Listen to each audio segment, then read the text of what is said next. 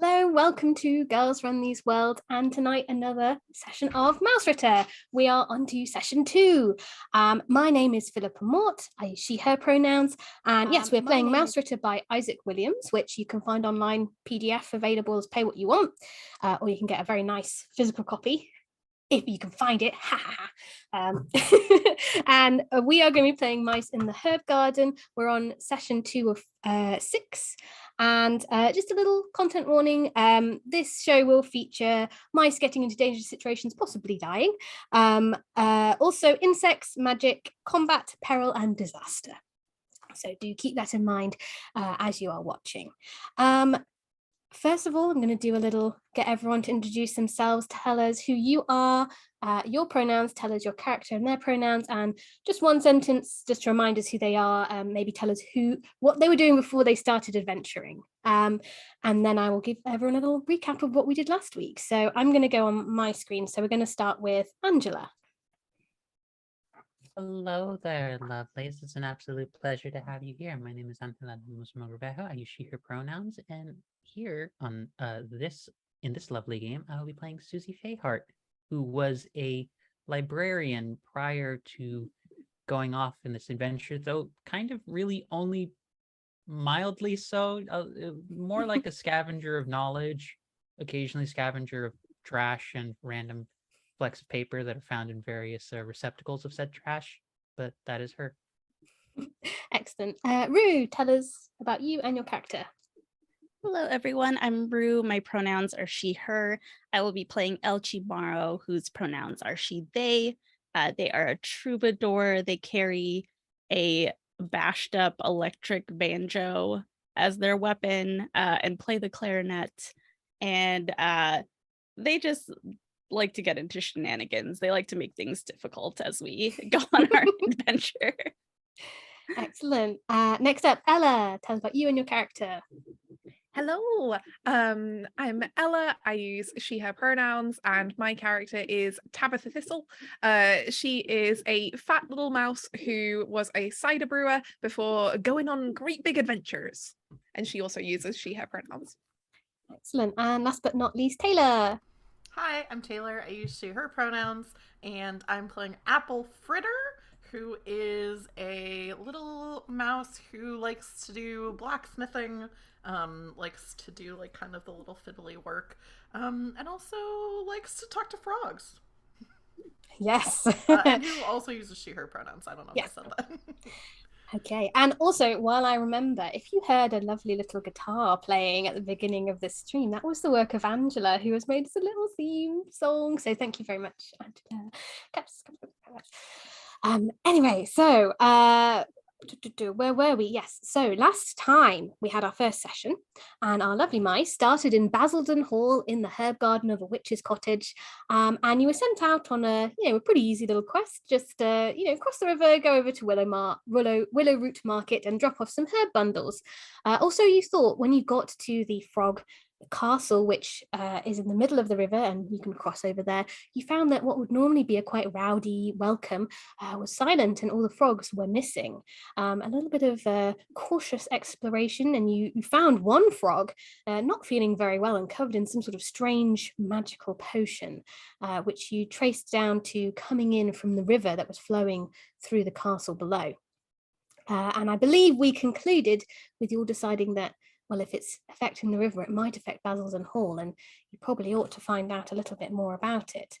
And I believe Elchi and Susie had heard some rumours while travelling around these parts. Elchi had heard that there was Elchi had heard that there was a witch in the woods, not sure what animal, but an animal witch in the woods who I know a little bit about potions and things like that. And Susie, I believe, had heard about the observatory mice, part library, part sort of scientists, who live in a fallen log in the woods. And I believe it was decided you might all head over there to maybe see what is going on with this strange potion, which you'd gathered a little bit of it in a empty wine bottle. Did I get everything? I hope. So we will start. I think you make your way back up to the top of the castle, obviously having made a decision, and you find the drawbridge on the other side is lowered. and can make your way across to the other side of the bank. So I'm going to pop a little regional map for us so you can sort of, again, as I said before last time, some of you will know these areas more than others, but you all have maybe like climbing up the green beans in the garden or climbing to the top of the apple tree may have seen areas around the house and into the woods before. So you have a vague idea of where you're going, but you're not entirely sure. But for now, I'll do a little circle. You are over here by the frogs. You have a general idea that the woods, obviously there's trees ahead of you, and you would know you need to go into the woods to find either the fallen log or perhaps this witch, but not entirely sure exactly which way would be best just yet. And yeah, you can see into the woods ahead of you. There are lots of tall old trees and then little nettle bushes and brambles and things on the ground, and little small paths that mice and other creatures could make their way along, but it might take you a little while. So you know, coming out of the castle, just final last little bit, it will have taken up a watch. So it's now the afternoon, and you know, traveling into the forest will take you another watch. So that's sort of a fourth of the day. So you'd be probably getting to where you were going to get to in the evening as it was growing dark. With that in mind, is there anything you want to do?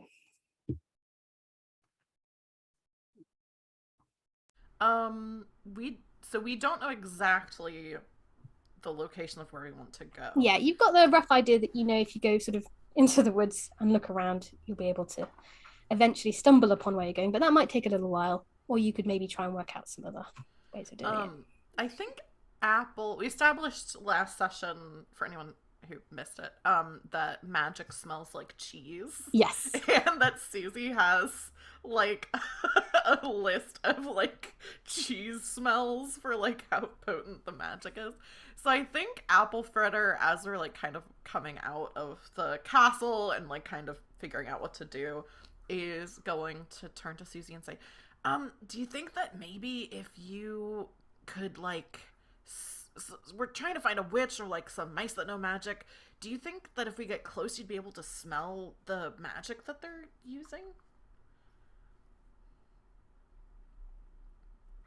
Takes like a very long minute to think it over, and then she holds up one singular like little paw claw, and then she like drops her bag and she starts like burying her whole body into the bag, trying to look for like her book, because with all the stuff, because a lot of our packs are very full now. They are, yes. You just hear tinkling of the plum wine bottles, and she's like, yes. Oh no, I don't know where my book is. Where is it? Where is it? Oh, it's over here. She's like chucking out a couple of random things, and then halfway through chucking out the plum wine bottle, she stops. Apple's trying to catch as you're doing this, but like very quickly setting things down because my pack is 100% full. So like trying to get so nothing. I imagine breaks. it's the Jackie Chan effect where he's like, there's a valuable vase that's about to fall over, and just like several things being held up all at once. Yeah, exactly. And she's like, I definitely think I could give it a try.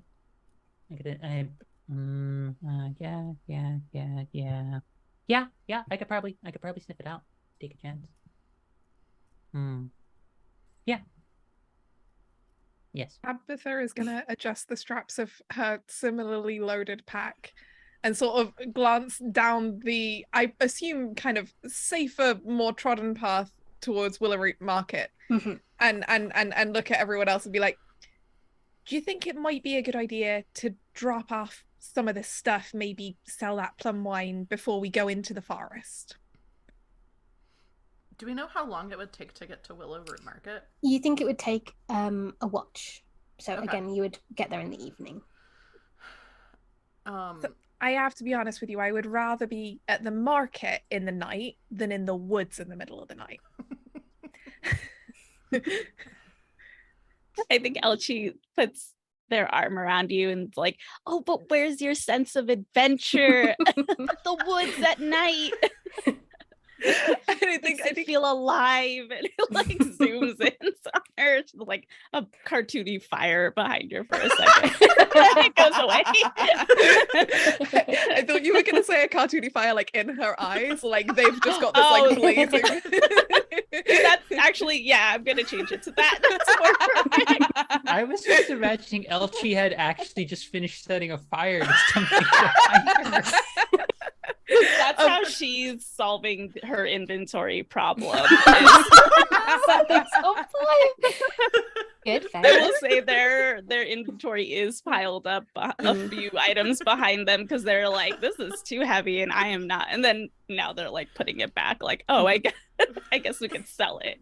I think that like when you put your arm around when Elchie puts their arm around Tabitha kind of like gets a little bit flustered because she's always been a bit of a homebody because she's always had her tavern, whereas like, you know, like Elchie and Apple like actually go places, and I think like Tabitha is a bit self-conscious about the fact that she's, you know, this kind of like she doesn't really leave Basildon, and so she's like, well, I suppose you're right. We could. I mean, why not? I mean, I'm sure Azalea could light the way, and I'm ready.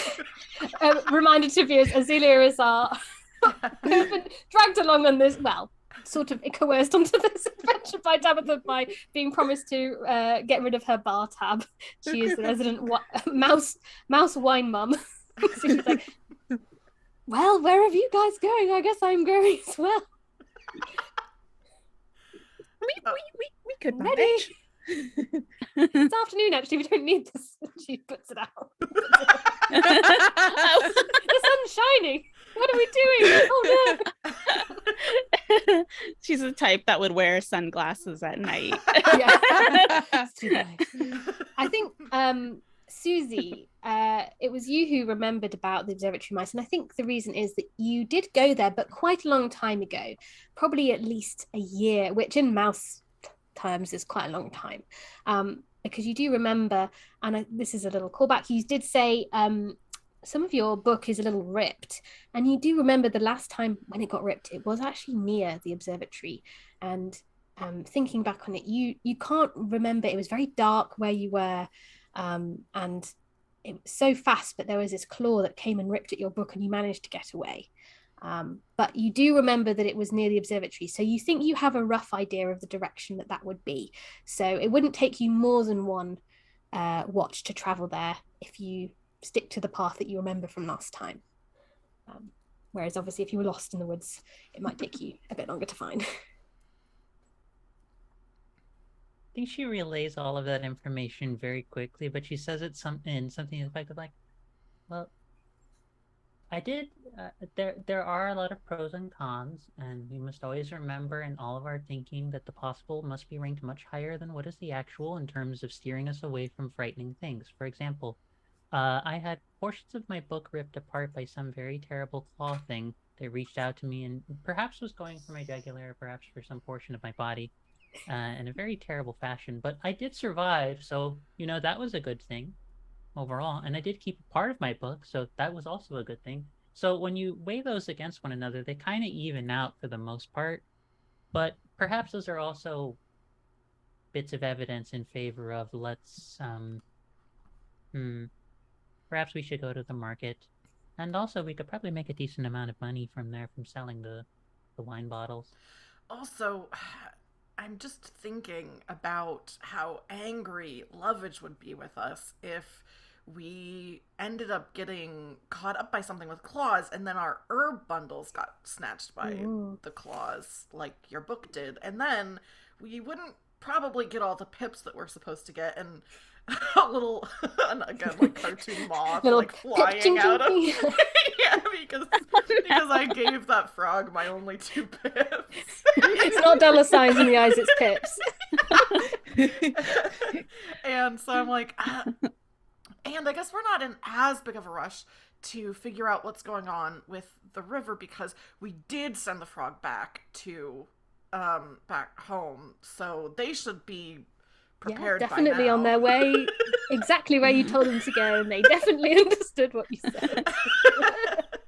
So maybe it wouldn't be too terrible of an idea to go to the market, drop off some things, and then head out fresh in the morning and go into the woods. I think that could work. We earn a few pips, and then we go out again. Especially because, like you say, Apple. Actually, I hadn't even thought about the thing with Lovage, but I really need the sort of beneficial deal he gives me for like rosemary and thyme, so I can make the savory apple dishes that I do at the Applewood Inn. And I'd be terribly sad if I couldn't make any stew going into this winter. I mean, I like to think I do a little service in Basildon, and I wouldn't be able to afford making much stew if I couldn't get, the herbs on discount. So Lovage is great, but when he's angry, it's really terrible. So yeah, no, don't think we his wanna good make him opinion mad. once lost is lost forever. For sure. No. He holds a Terrible. grudge. Terrible grudge holder. Okay. Adding this note for future Such hype. a- Future reference. He's also Cool. such a handsome mouse. I think it's worth Under that hat. 5,000 a year.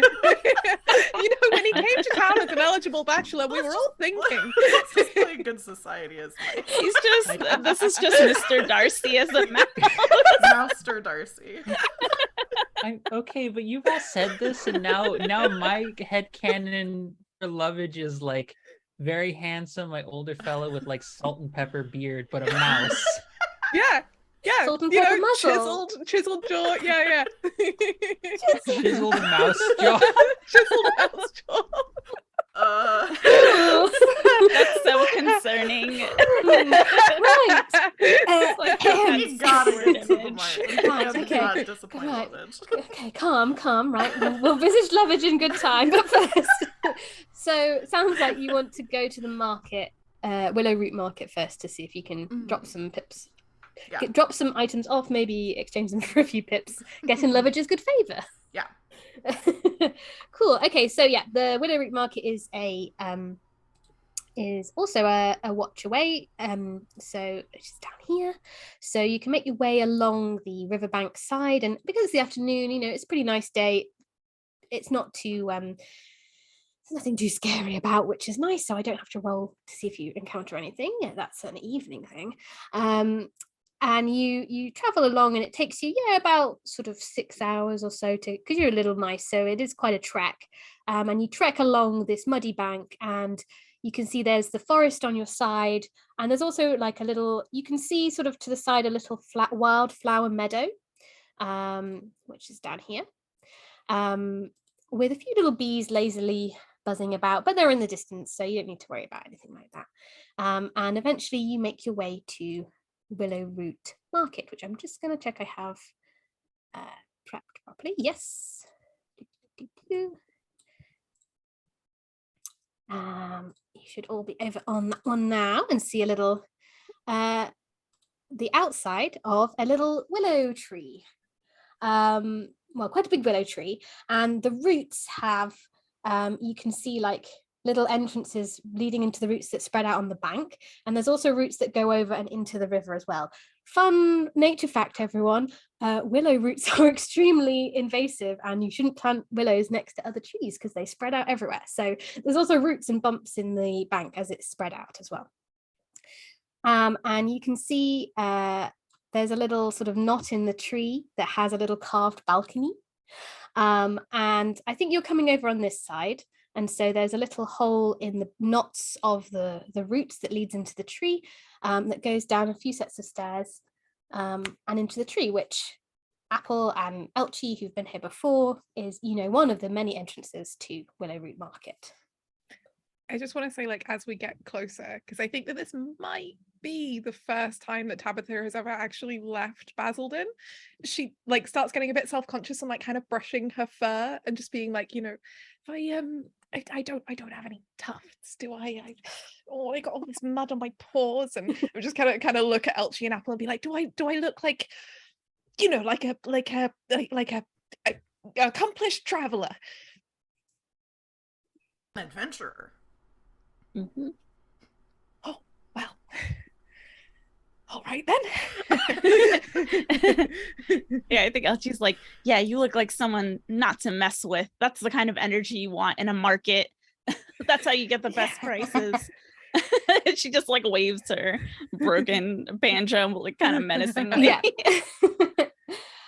Okay, so if you, after smartening up a little, you head into the main part of Willowroot Market, which is a big area, just reveal, a big chamber in the main part of the tree, with, I haven't drawn it in, but there's lots and lots of stalls and little sort of alcoves where people have their shops, and it's mostly full of water voles. There's also the occasional otter, and there's a little mole smoking a pipe and thing, but it's mostly water voles. There's various different, they sort of look like they've all got little sort of little velveteen capes with little fastenings, and their brooches are all different depending on which of the houses, the guilds they work for. If you are excitedly making noises, Angela, you are muted, but if not, carry on. I'm keeping the screaming to a minimum if I can. That's why I'm muted. And I will say the let me get my thing up. I think probably Elchie knows this best, having been through to perform and stayed here for a little while. There is a little inn you can stay at, and that there are sort of 4 main sort of merchant families who sort of run the market: the Peppercorns, the spice merchants; the Campanellis, who trade in clay pottery from the riverbank; the Gemellis, who make rattan reed work and willow bark furniture; and the Lombardos, who run the general store and inn and have stuff like traveller's gear, food and drink, and so on, if you so need it. You think as well, final bit of information on that, you think probably the Peppercorns are the people to speak to about trading herbs, because obviously they trade in herbs and spices all the time. And you can see that there's also little paths leading, there's some little stairwells leading downwards towards the roots of the tree, and a couple leading upwards towards going upwards into the tree as well. Could you say the last 2 family names? Excuse me. The Gemellis, who sell rattan reed work and willow bark furniture. Oh, and boats. And the Lombardos, who run the general store and inn and have travelling gear. Cool.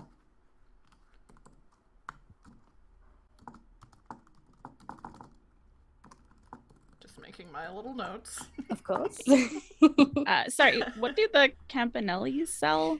They make pottery. So they use the clay from the riverbank to make pottery, clay busts, statues, things like that. Perfect. Which Apple will have worked with from her blacksmithing. And you can see it's afternoon, so it's quite busy. There's a few voles manning each of the stalls. There's a few sitting around playing a little game of cards. And yeah, it's just quite busy. Everyone looks, just kind of trying to get on with it, basically.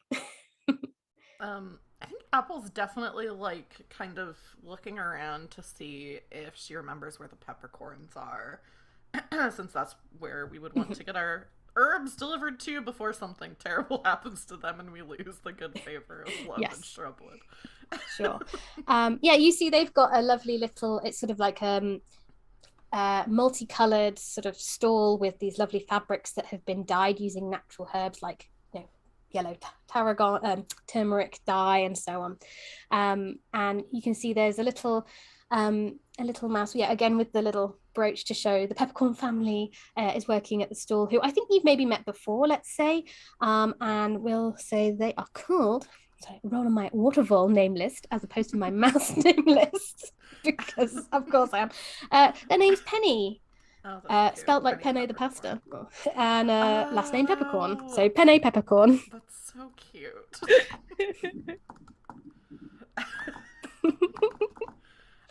And I think you've maybe met Penne once or twice coming through the market before. I point this out and tell everyone that's Penne Peppercorn, and that's who we should probably bring the spices to. and say, and if we could offload these and get some pips, then maybe while we're here, we could take a look around and see if there's anything cool to buy. And I think I started telling Tabitha about some of the, because I think that Elchie would know, and I also think maybe Susie would already know. So I'm not excluding like anyone, but like just telling Tabitha, like, you know, this is where, you know, the clay pottery is, and kind of explaining like, you know, the different things that are for sale here. And I think as you're doing that, like, Tabitha normally tries to be like reasonably sensible, but she's getting increasingly excited here as she's kind of just like, you know, she's a kid in a candy shop. She's just like, oh my goodness, there's so many things. And she kind of looks at the pots that the Campanellis have, and she's like, oh, you know, we could get new pots for the inn. We could get new pots for the inn. You know, and like, oh, nice glasses, little tubs, very good. Yes, no, and the balls, they're so beautiful. And then I'm gonna kind of, you know, run over to like the side with the Javellis and the furniture, and I'm gonna see like a rocking chair, and I'll be like, can you imagine this next to the fireplace? Wouldn't that just look so cozy? Oh my goodness, it would be so good for my back. And then I'm gonna kind of like glance over at Lombardo's and be like, I wonder whether or not they could give me any tips on how to run an inn, because their inn, oh, it's very grand, isn't it? It's twice as big as the Applewood Inn at least. Maybe you could give them some pointers on, you know, because I'm sure their apple treats are not as good as yours. I mean, they just can't get the apples around here. Well, I mean, that's very kind of you to say. Apple Fritter knows apples. That's on my business card. Blacksmithing card, one half of it talks about blacksmithing, but like the quote, it's not a business quote, it's just you saying apple fritter. I know apples. I just drawn like myself. A real estate like picture. I know those apples. Can I just ask whether or not Taylor, like, you think that Apple Fritter ever, like, if Basildon Hall ever had like little like village kind of like pie contests or like food contests, if Apple ever judged the apple section of absolutely. Yeah. Absolutely. Apple definitely doesn't like cook or like do that, but like is a very, maybe like you know, there's like people who are like super smellers or whatever, maybe is like for apples a super taster. Yeah, always wants she's like a connoisseur of apples. Yeah. I think Elchie goes up to Tabitha and is like, yeah, you got to give them just a taste of your apple tarts so that they could see what they could have a piece of, and then that you've got them. And she's just like looking kind of weird and menacing. Like, yeah, like now we're in the city and we got to be like city folk. Is Elchie actually sort of a city folk or from a large mouse settlement originally, or is this all put on? I think, oh, that's a good question. I think she is. I think it's funnier if she is and still acts like a person that is attempting to be comfortable in the city, even though that is also like a larger city is where she grew up, so it doesn't make sense. Yeah. You've lost it on your travels. You've been to too many small places. Just an oddball. So you can head over to the Peppercorn, speak to Penne Peppercorn, and what we'll do first is we'll abstract out for a second. So when you bring your items to a safe place like this, that's when we can tot up a little bit of XP. So you don't have to get rid of it, you just have to bring it somewhere safe, which is cool. I wrote it down somewhere how much your stuff was worth. It wasn't a huge amount because it was only popping through a few things. But let's see. Here we go. So you got some plum wine, and you also found a little dagger, I believe. And those altogether were worth 185 pips. You were also given your 20 pips sort of to give you expenses worth each to go around to Willowick Market if you needed it. And then you haven't traded the herbs yet, but speaking with Penne Peppercorn, you hear they are normally worth about 200 pips per bundle, and you have 4 bundles. So I didn't do the maths beforehand, which was a bit silly. So let's quickly get my calculator. So that's 185 plus 800 divided between the 4 of you. 1065. Sorry. 1065. Oh, well, yeah. so 800 plus 185 plus altogether 80 for 20 for each of us would be Yes. 1065. Sweet. 1065. And then do you want to divide that amongst the 4 of you, or do you want to also give some of that to Azealia? Or you can just give her some pay. Her pay is 1 pip a day. I'll pay her. I'm not giving Although her also one... she's working off her tab, so like yeah, exactly. it equals out.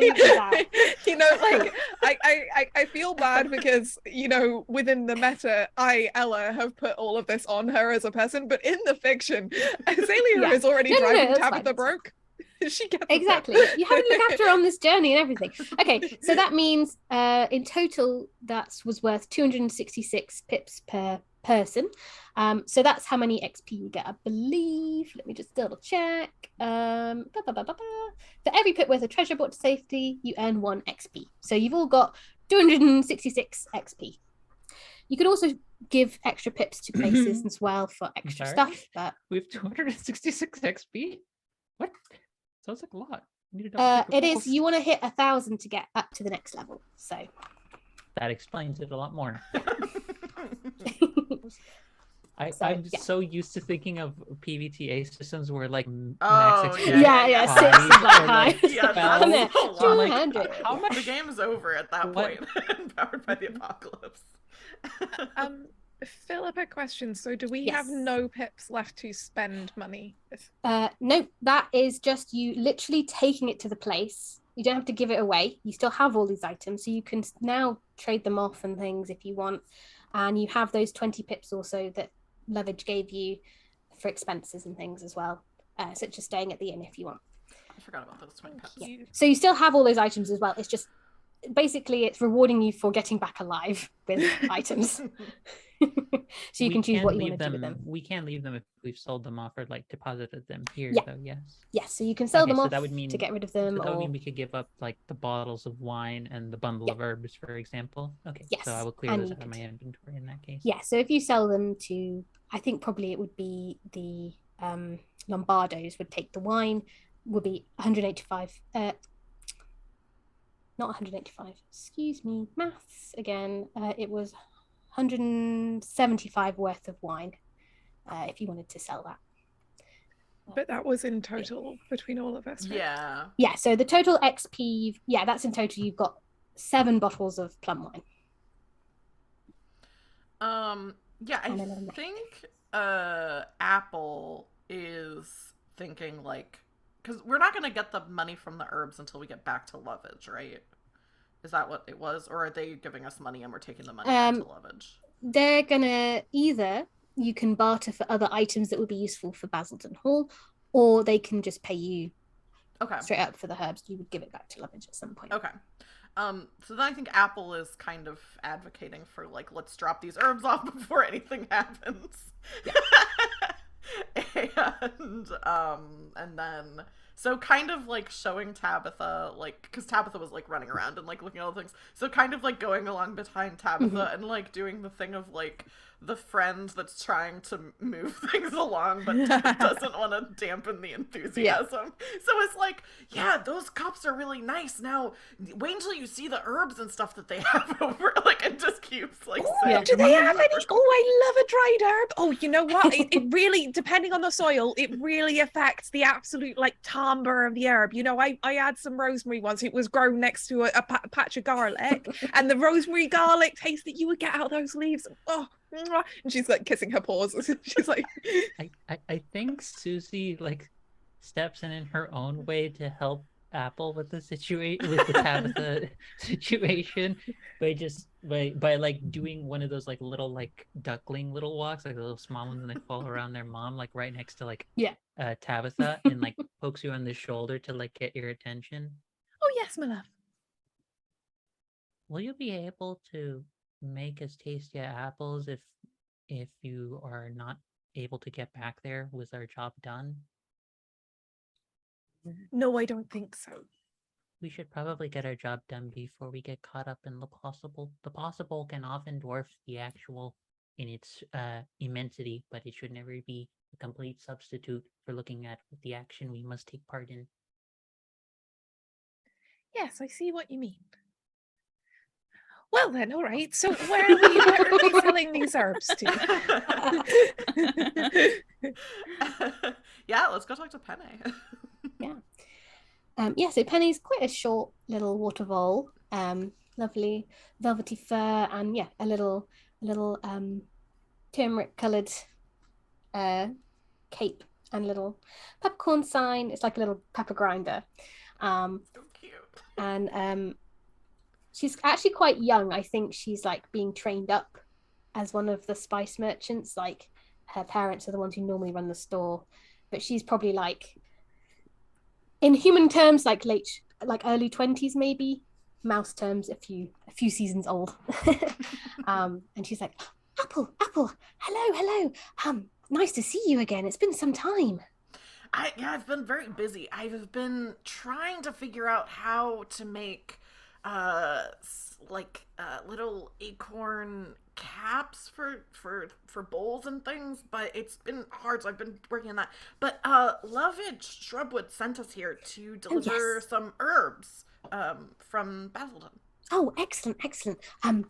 And she gestures to like a large sort of willow bark table for you to like lay them out so she can sort of inspect them and things. And she's like, oh yes, put them down here and we'll see if we can take any of them.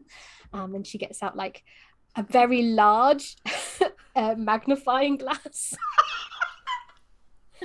and like inspects them like a jeweler would. Oh, some fine oils here. Yes. Oh, very good. Yes. Smells them all and so on. And yes, very good. We could take each bundle. We could take, this is a good lot. We could take 200 pips per bundle. Does that sounds good to me as a player? Does that sound good to Apple? Is that like what we works? I can't remember. Yeah, that's pretty good. You think so? You know that Lovage is going to square it with you 100 pips when you get back.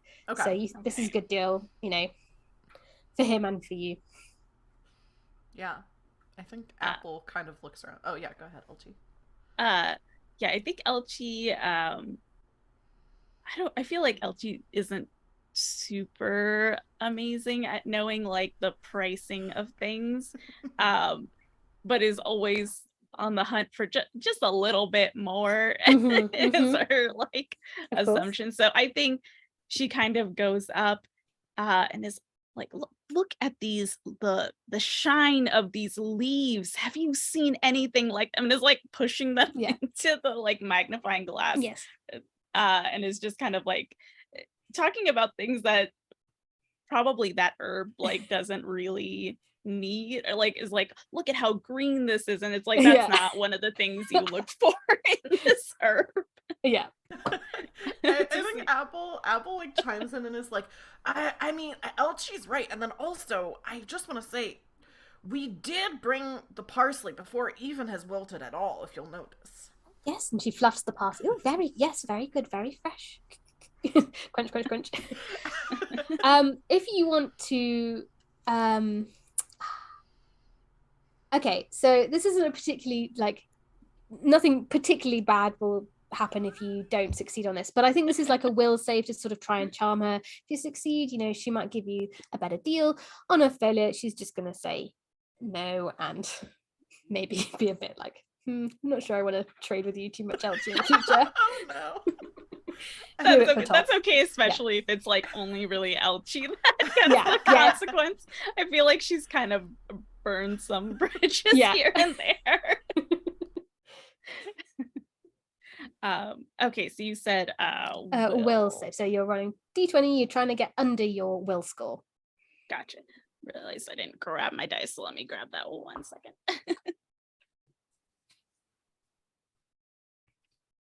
While our camera gets a perfect view of all the cute little stuffed toys that Ruse and Ruse root. Love them so much.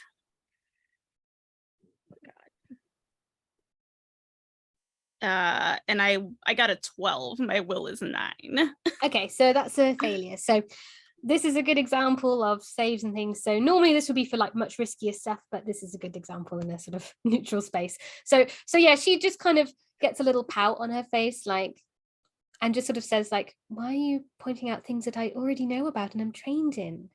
And she said, the price is 200 pips. That's what I will offer. And yeah, Elchie, you get the vibe that Penne is not like, she's not going to be too kind on you next time you try and trade with her. Yeah, that fully goes over Elchie's head, and they're like, drive a hard bargain, and like, I don't think she touches her, like I don't think she like gets into her space, but she's just like, I see you. Yeah, I respect it. Right, yes. Puts the magnifying glass back under the little table. So yes, well, anyway, so Apple turns away from Elchie.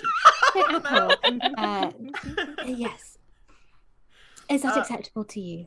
I think Apple is just like, yeah, that's I think about what Lovitch was expecting. So good. And she's like, just one moment, and she goes to the back where there's like a little chest, and she unlocks it with a little key from around her belt and brings out the pips. So it's 200 pips per bundle, which if you spread out among you, I think should fit in your pip bags fine. I think you can get up to 250 pips in your pip purse before you have to start worrying about where it's all going to fit. Let me just double check about. Yeah, I think 250 is right. That's what I have on my character. There's 250 pips, yeah. So you've got room. So yeah, she sort of splits that up for you all if you want to put that away. Azealia also can have a pip purse, so easy enough. So that's 800 in total. So that's quite a lot to be carrying about. Yeah, she says, thank you so much for your business, and she offers a little velvety paw. Shakes your hand. Apple does not shake that, but shakes everyone else's. Tabitha, as soon as she offers her paw as well. When I shake her hand, I'm kind of like, you'll have to excuse Elchie. You know, they're desperate to stay in Mr. Strubwood's good graces, as you know. It's you don't want to disappoint him. No, well, I don't want to disappoint my family by, of course, over overpricing herbs either, or underpricing. Anyway, will you be staying? She asks you, Apple. Will you be staying for the night? I think so. We have some business in the woods, but I think it might be a bit late to be heading out there. So I think our plan is to stay overnight and then leave in the morning. But we haven't quite decided. We also might do some shopping and other things. Good. Well, as you know, the Lombardo's a good place to stay, so I might see you in there. We often go for a family meal after the market, so. I hope we will see you there. And she sort of like shuffles the herbs and sort of starts arranging them. It's like, well, I need to process these now. So. I turn away, I look at Elchie, and I just shake my head a little bit. Not in like an angry way, but just a like, oh, Elchie. Yeah. As we like travel more with them, it's just like, how are you getting around? This is how you are. I think also, Elchie, you were saying maybe you have some other grudges here. So you see like a sort of kind of like squat otter like staring at you, smoking a pipe, like staring you down from playing cards. Like, I think Elchie looks back and they're just like, I remember, like mouths out, I remember, and it's just staring daggers back.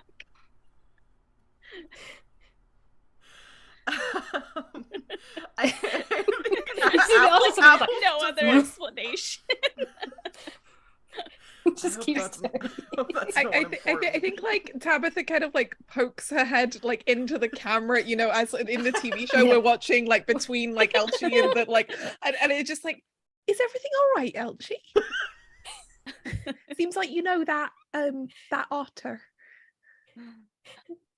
Oh, I know that otter, all right. And they know who I am.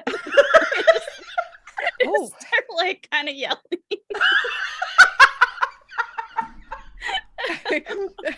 I think Tabitha looks a bit panicked, and whenever Tabitha isn't sure like what to do in a social interaction, she kind of immediately looks for solace to Susie, because she's like, if anyone will understand being like overwhelmed by a weird social interaction and not knowing what to do, it's gonna be Susie. And she just kind of looks at Susie like, I think Susie does two things very quickly. She like I think she goes over to you and she like takes you over to another little spot to sit down, and to just like she just starts doing like little flaps to like get like and like trying to like talk you through like just trying to ground for a second, but also not understanding the situation as to what because she does not read social cues very well. I think she goes over, and Elchi, you said that you started yelling at the otter. They're just like kind of like yelling out, not necessarily like specifically at them, but just kind of is starting to speak louder. It's like they know. The Susie preamble starts to making a fight. yelling like small little small scrims in the direction of the otter, because she sees, because her interpretation of the scenario is that someone is bothering Elchi, therefore no one will bother her friends. You'll see the otter gets up from this little stump stool he was sitting on and is like, and starts slowly heading towards you. And then you hear him shout across, Elchi Morrow! I thought I said to never show your face when I was here again. And you know the name of this otter is Albertine. Why do you think you have a grudge with Albertine?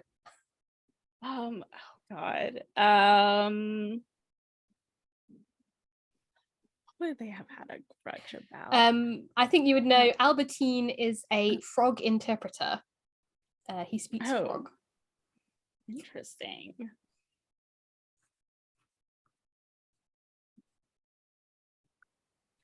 I think maybe it started as like a miscommunication that like Elchi just like kept letting escalate. Like at first it was just like they were playing their clarinet and like maybe using like those frog sounds, like trying to play around with them, and Albertine was just like, oh, actually that's a little offensive, it's a little to rude use that in frog. Yeah. And And then it escalates to being like, what did you say about my mother? Well, she just like kind of kept taking it like further, and is like, I don't know what you're talking about. What are you saying about my music? Okay, so I think Albertine shouts across the is like, I told you if you ever showed that horrible clarinet in here ever again, I would break it. And he starts sort of coming over. Apple mutters under their breath, I think it's already been broken. I think Tabitha kind of like Angela would. I feel like we kind of established that Tabitha and Susie know each other like pretty well. Would Tabitha know whether or not Susie is comfortable with like physical touch? Oh yeah, no, she's well, okay. She's not. She's a very touchy kind of mouse. But with friends, she's much less uncomfortable.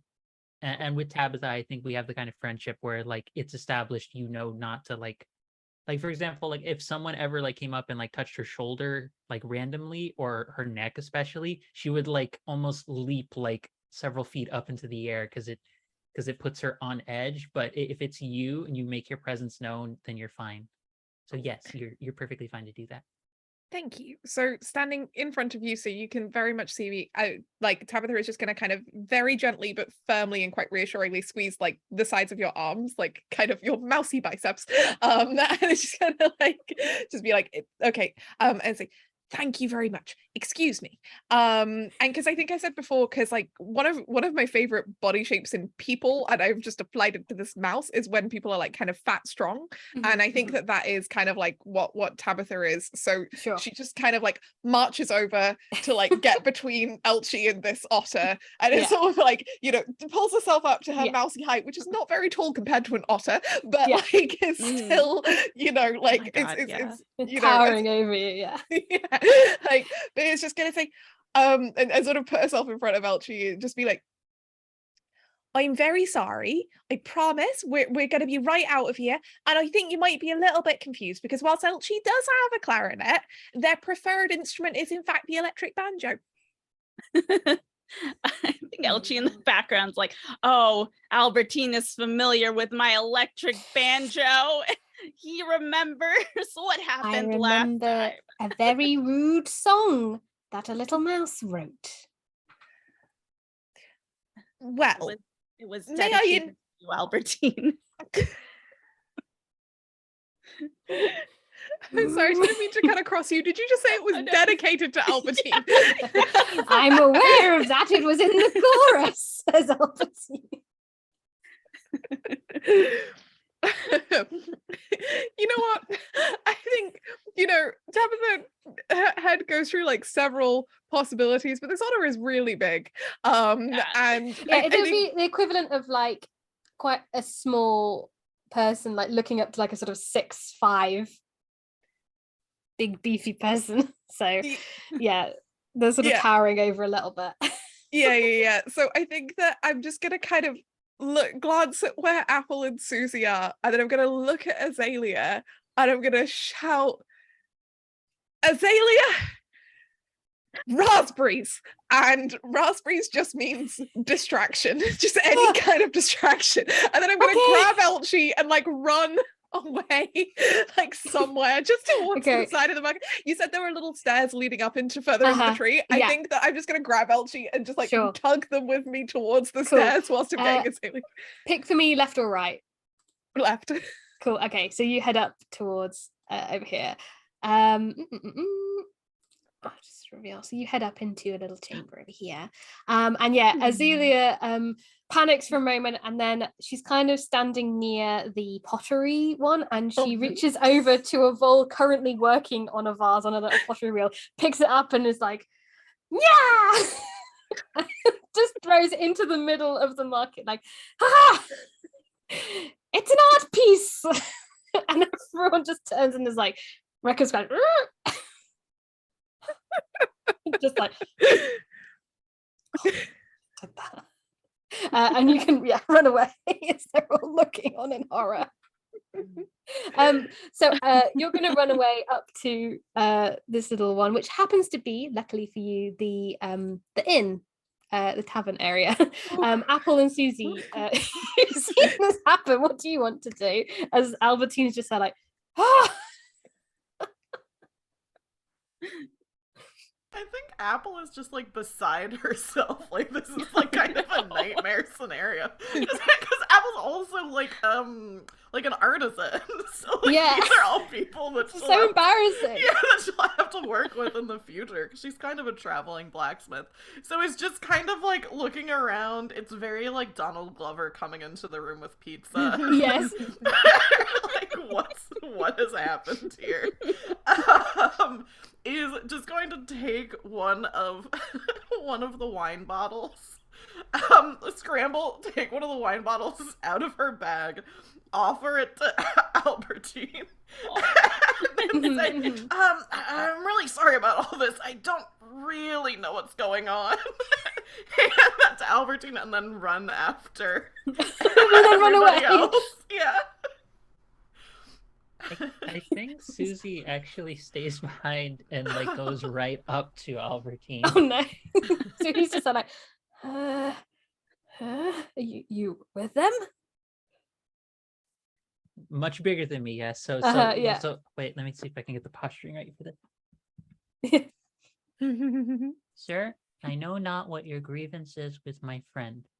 However, holding on to a grudge for any purposes of vengeance and or retribution will not do you any justice. Your heart will wither and fade and rot away with the burning hatred that you create in your heart. It will not lead to good ends. You must learn to make amends. My friend is very peculiar, but I do not believe her heart is wicked, and I believe she will make amends in her own way. But if you antagonize her, you give her no reason to seek reconciliation. He kind of holds the wine and then goes with the cork. And you see like a little tear down his face, like, I never made up my grudge with my best friend before he fell in the river. And he wasn't an otter, so he couldn't swim. You should go and see your friend before it's too late. He turns and like walks off into the crowd, just like, I need to reconsider my life choices. Why am I arguing with this tiny, tiny mouse? Remember, my it God. like calls out right before she walks away. Remember, friend, life begins on the other side of despair. Okay. This is the one.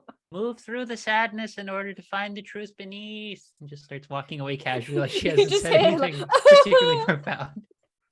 He cries going into the crowd. You can just see the tail of Apple running after the other two. We'll cut to Tabitha and Elchie bursting into this little tavern. Sorry, let me just get that.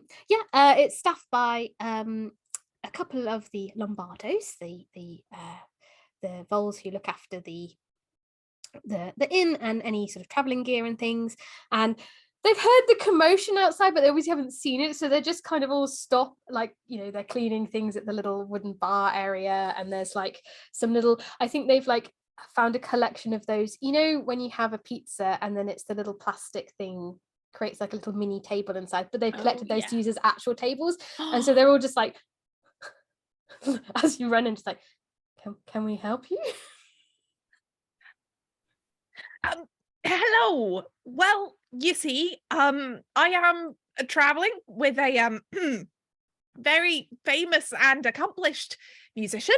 They are quite the singer and player, and you know, we just couldn't wait a moment longer before sharing her talent with you and the world. Oh, okay. Good. There's like a little mouse with a sort of blue cape who kind of steps forward, like, well, it's 1 pip a night for in the bunkhouse, and if you're a musician, I guess you might want somewhere nicer, and that's 5 pips, but we don't do discounts. 1 pip is great, and I'm gonna kind of quickly hand them over because I'm remembering what happened when Elchie haggled before, so I'm just quickly like, no. And he's like, okay, and he kind of like points to a little sort of back room area that you're welcome to rush into if you feel the need. Or Elchie, sorry, it's just, we've had an otter have an existential moment. Anyway, Elchie, do you do anything as well as Tabitha's saying about your great artistic prowess? I've also been imagining that as you like kind of grabbed and took Elchie, that you've just cartoonishly been holding her above your head. Yes. It's just like seeing her like wiggle her like little so like as you're saying this, you've still got me like up in the air, and you just hear like a clarinet being played from up there. And she's like, it's the entertainer, Benny Hill theme. Trying to like fulfill your words to be like, yes, I can play. Are there any frogs in this room, and are they offended? I have to know. That's a good question. Roll for frog. Yeah, I am going to roll for frog, you know. Let's see. Let's say 50-50. So 3 or under, there are frogs. 5, there are no frogs here. Lucky you. I'm just with Rue, that visual, I am imagining like holding you up like baby Simba, like holding up Elchie, like really like dangling in the air with this clarinet, just like everything the light touches is yours, Elchie. The little mole is like standing at the door, just like, no noise after midnight, please. Is it after midnight? Yeah, you can perform this evening if you want, but please don't disturb the other guests. Right. I kind of slowly put Elchie down on the ground. See everyone sitting here just like still a little bit like, what is going on? I think Apple, this is when you managed to run in as well. Apple. runs in, stops, like kind of looks around. It seems like everything's okay.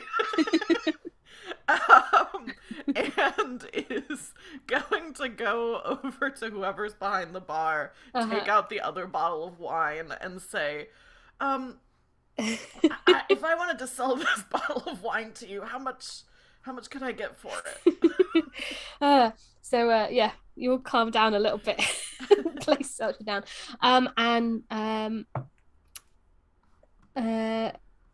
The the vole behind the bar, Stefano Lombardo, who I think maybe again you may have maybe met before if you stayed here, is like, oh yeah, well, as long as these two don't make any trouble, normally Apple's trying to decide whether she should even if you're say with that them, she's with them, well, normally we plum wine, that's nice. It seems a bit like, what's going on? This seems very confused and rushed. It's like, we normally do about 25 pips for a bottle of wine. I put out my hand to shake on it. Right now? Oh, okay. Sure. Cool. Yeah, I just Apple's feeling real weighed down in a lot of ways.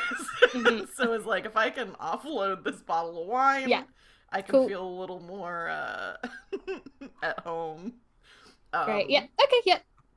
I'm gonna kind of sheepishly like bring over my bottles and just put them on the counter too. Right. Okay. Yes. Very good. Let me go to the chest. I wasn't expecting to be doing this right now, but okay. Get the pips out. And we'll buy the plum wine off of you. 25 pips per bottle. Thank you. The fact that this is happening at past midnight, like all of this that we've just this is the afternoon. He's just saying for later there is a curfew, so not to disturb the other guests with your clarinetting. It is technically, I guess, past midnight. in that it's been midnight and now it's after that. That's very true. That's very true. Do we not all exist in a state past midnight? If I feed you after midnight and you're a Furby, when is the point when you no longer turn weird? You know. I never thought of that. Wait, I've always Anyway, okay, cool. And Susie, I think maybe this is when you kind of joined in as well. You see them all.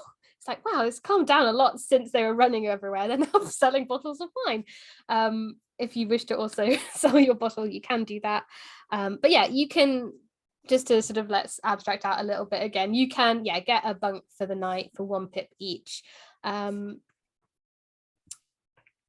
have rations, but also if you want extra, you can also pay 2 pips for a nice meal as well, and spend the night if you want. Is there, besides causing an otter to have a minor sort of breakdown, and trading your herbs, is there anything else you want to sort of do at the market? Otherwise we'll kind of maybe say you bed down, maybe do a little beautiful performance in the evening, but we might sort of montage that a little. Go ahead, Elchie. Oh no, sorry, go. You can go ahead. I think everyone's got something, so go around. Taylor first. I was just really quickly gonna say, selling the wine put me just over 250 pips. So cool. I think Apple also is gonna do the classic thing of like someone who never has money now having a lot of money and is gonna go really all out. So like, yes, you can in fact purchase a grand meal for 50 pips, which gives you no benefit. Besides it just being a very nice meal and several courses. I think Apple does. Is it for just one person, or could I do that for all of us? I think that probably is supposed to be for more than one mouse. I mean, you can try and eat it all yourself, but yeah, I think it's designed to be. I think I'll purchase a grand meal for all of us, and also an attempt to like buy into like the good graces of the mice in this town. Yeah, the voles. They definitely. Did you know I've actually already written down a list of the foods that you can get? So on a grand meal, you'll have all of these. Watercress soup, fish and lemon and parsley sauce, blackberry and elderberry pie, honey and meadowsweet tea, dams and jam and toast, hazelnut cheese and biscuits, and dandelion salad. All things you can actually forage on a riverbank. So yeah, you can sit down and have that for a nice meal, which also means if you're having this meal and you're resting, you don't need to worry about being hungry or tired for another day's worth, which is good. And also didn't eat into your rations either, which is great. Rue, you have some things else you might like to do? I think Elchie is just gonna set up like a little bit in like a corner of the lobby. I think they like tune their clarinet for a little bit. It sounds a little wonky and they just kind of put it down for now. They're like, Yeah. this is for later. And I think it comes back to sit and eat with everyone. I think that's about it for Cool. them for now. And Ella, it looked like you wanted to maybe do something. Yeah, well, I'm aware I've been talking a lot, so happy to just like off screen, but That's I think that Tabitha would want to know how the competition measures up. So like when she's eating the meal the whole time, she's going to be thinking like as another inn owner, she's going to be looking around at like the lighting and the furniture and the crockery and the food itself, and So I think unfortunately for Tabitha, the Lombardo's Inn is a little nicer, but you think it's mostly because they are in a place of trade. They can get nice clay cups that they can trade for. They've got this lovely, reedwork furniture. Everything's just quite nice. They've traded for nice things. They've got the spices for the food and stuff. So they've obviously got a nice little trade network going on that makes this quite a pleasant experience. One thing you do notice that you think, oh, this could be quite good for later, is they've got like a little stand within the inn. I don't know if you've ever been on like holidays where you go to like the hostel and it'll have like buy some deodorant, buy a bottle of water, buy a sleeping bag in like a, there'll be like a little stand, and they've got that for sort of adventuring kit. So it's got like some fishing line in a little spool and like various little bits and bobs of adventuring kits, sort of buckets and cooking pots and things like that you might want, that they just sort of have a little display of, and you think, oh, Tabitha thinks, oh, that could be something that would be quite good at Basildon Hall, if people were coming by. So that's sort of another thing, is like, oh, a little shop, that's cool. Yeah, nice. And sorry. What I was just going to say is, if anyone wants like to buy anything, there is a list in the PDF of like tools, which most of those would be available here. So for example, there's like a tent, a shovel, a net, things like that, worth various amounts and things. So I know your inventories are quite full already, but if you wanted to get adventuring gear, this would be a good place to get it.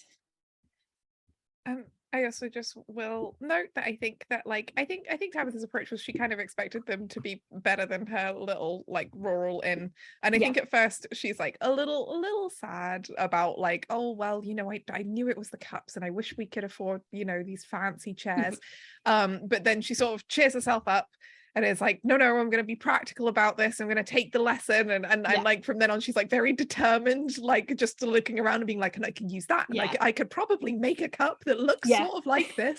Like, and yeah. And does Susie do anything before you settle down for the evening, or just enjoy the meal and being about? Question. Mechanical question, actually.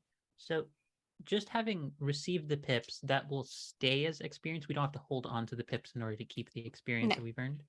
Okay, that's very helpful to learn. And we all have, do we all have the 265 now? With 266 pips, each. Well, we're all spending the one for our room, so it'd be 265. That doesn't count as pips, it's separate. So once you bring those items to somewhere safe, that counts as a XP. Your pips are separate from that. However much pips you bring back as well also counts towards that. So you don't have to spend it or give it away or anything. So keeping track of your pips is separate from your XP.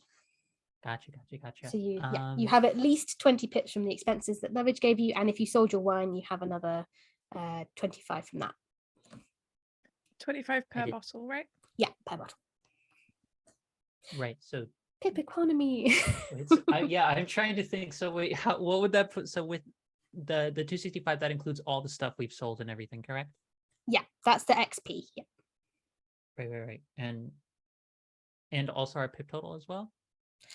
Your pip total is so you've got 20p plus 25 if you sold your bottle of wine, and then you've all sold the herb bundles, which are worth 200 pips. So that's where some of that extra money came from as well. But in terms of stuff that you sort of know that you can spend without going into Lovage's cut, you've got 45. 45. Gotcha. I'm just making sure that I update my inventory for 45 appropriately. Plus however many pips you already had. Right. So with that being the case, I think she would actually go around, and especially since she knows that we might be dealing with a spot that in the midst of our journey we might be dealing with issues related to like needing to have clean water. I think she goes to whoever would be likely to be selling water skins, and she buys one for each of us. So they're 5 pips each. So is that just for characters, not Azealia? Oh, you're right. Okay, so that would be 5. Yeah. You don't have to Yep, get one so- for Azealia if you don't want, but up to you. She will. Cool. So She will solely because 25. I think she does that solely because she knows that Azalea is technically helpful, debatably, for Tabitha, and she cares about Tabitha's happiness. Therefore, she will do what will make Tabitha happy. Oh, that's nice. Yeah, and then the last thing she does for the evening is just like go to see where Elchie is. She says, "I think that person is probably not going to bother you anymore." I think Elchie, like at first her eyes get really big because she's just like, oh, Susie did some like fisticuffs and showed them what was what. But then I think she like kind of recalibrates knowing what you're like and is like, that doesn't seem like the Susie I know. And is just like, thank you, friend, for taking care of it for me. And then kind of is like, Albertine is a great person, but he and we don't see eye to eye. But otherwise, very good conversationalist. And then just kind of like dawdles off.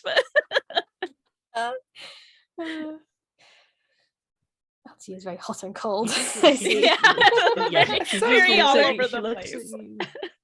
And she looks at you like very fondly, and then she's like you just hear her like thinking like pensively out. I wonder if I got her a new instrument, if she would be happier. And she just starts thinking, and she starts looking at her pips, and she's like, "This will be the next thing I work on." But she says it out of earshot, so she's just like, it'll keep being a surprise for everyone whenever she does nice things. That's very sweet. That's very cute. You might find musical instruments in places as well, of course. So to keep your eyes out. Okay, so I think if that's all for the evening, you're able to bunk down for your 1 pip stay. So you're in the sort of dormitory rooms. You hear a bit of rowdiness of various people at the inn and so on, but it settles down for when the Lombardos sort of enforce it. And yeah, a pleasant night is had by all. You hear the rushing of the river running past you, and you do notice, some of you, that it's burbling more than it would normally, which you think is probably the sound of that potion gluggling along. Which we didn't mention to anyone. No. I'm just realizing. Oh, they didn't mention it to you. So yeah, we absolutely did not warn a single soul.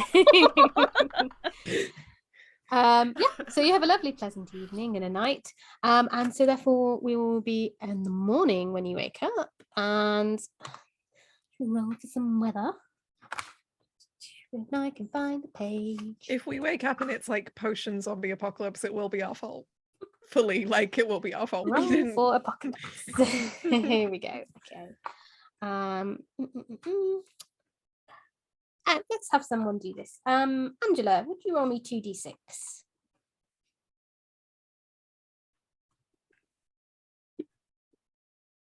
I shall roll the whale dice and the gay dice, and we shall see what fortune leads us to. We're both 6s. Ooh, so 12. That is Nice. correct. Clear and crisp. So another nice morning. If you sort of apparently we have hit our follower goal, which is exciting. So hooray, exciting. Woo-hoo-hoo. Of 575 possibly. I don't know what it is. Anyway, that's very exciting. Thanks everyone for following. Hooray. Where were we? Yes, so crisp and clear morning. Bright and early get up. Bunk includes the grand meal leftovers, so you can have a nice little bit of breakfast, polish off that dandelion salad, and the market is still busy. There's people coming through and so on. I think you do notice if you kind of head down and out. Is there anything you wanted to do? Sorry. I just wanted to register. Can I just buy some stuff real quick before we go? Sure, I don't have to roleplay it. I just want to make sure we buy it before we leave. Just tell us what you got. Bedroll, net, and cooking pot, which I believe comes up to bedroll is 10 pips, 10. net is also 10 pips, and so is the cook pot, so that should be 30 pips 30. total. Great. I wanted to buy everyone bedrolls like how Angela bought us all water skins, except I wasn't sure what people's inventories would be looking like, so yeah, maybe want to wait till you're back at Basildon. Taylor's just dealing with a candle, so we'll just sort of well, we are actually coming up around the time of our break, so that might be a good place for us to stop with you waking up ready to kind of set out for the morning anyway. So I think what we'll do is we'll take our break now while Taylor's dealing with this candle, because we don't want anything happening there. So lovely viewers, stick with us. We're going to have about a 10-minute break maybe, and we'll be back with you to carry on as hopefully setting out towards the observatory into the woods. So we'll see you in a little bit.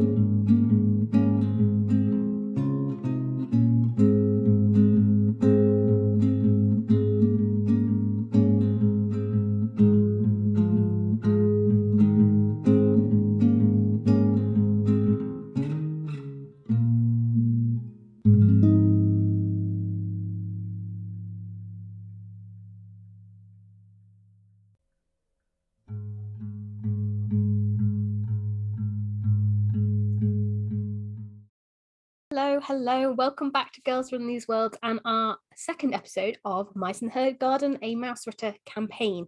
So we've just had a little bit of time exploring Willowick Market with the water voles and one initially annoyed and now rather confused otter.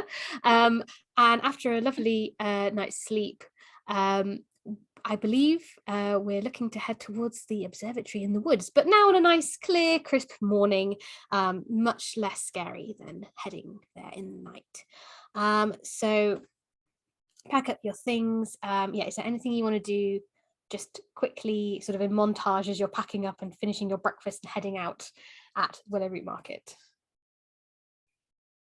I think Apple wants to maybe like even before breakfast, like kind of go out to the market and find someone who's like making pottery and just wants to spend like a little bit of time in the morning watching, because in her mind she knows how to do like some shaping and crafting and stuff like that. She doesn't know pottery super well, but is thinking, if I can watch this for a little while and see how it's done, maybe when we get back to Basildon, I can make some little things for Tabitha to have in the inn. So, like, it wouldn't be as good as what they have, but, like, kind of like, oh, I could get some clay and I could, like, try to do something. So, isn't going to say anything to Tabitha, but, like, just goes and, like, watches for a little while. Kind of like when you're, like, a kid and you, like, sit at, like, watch the, like, the bakers, like, decorating cakes or whatever.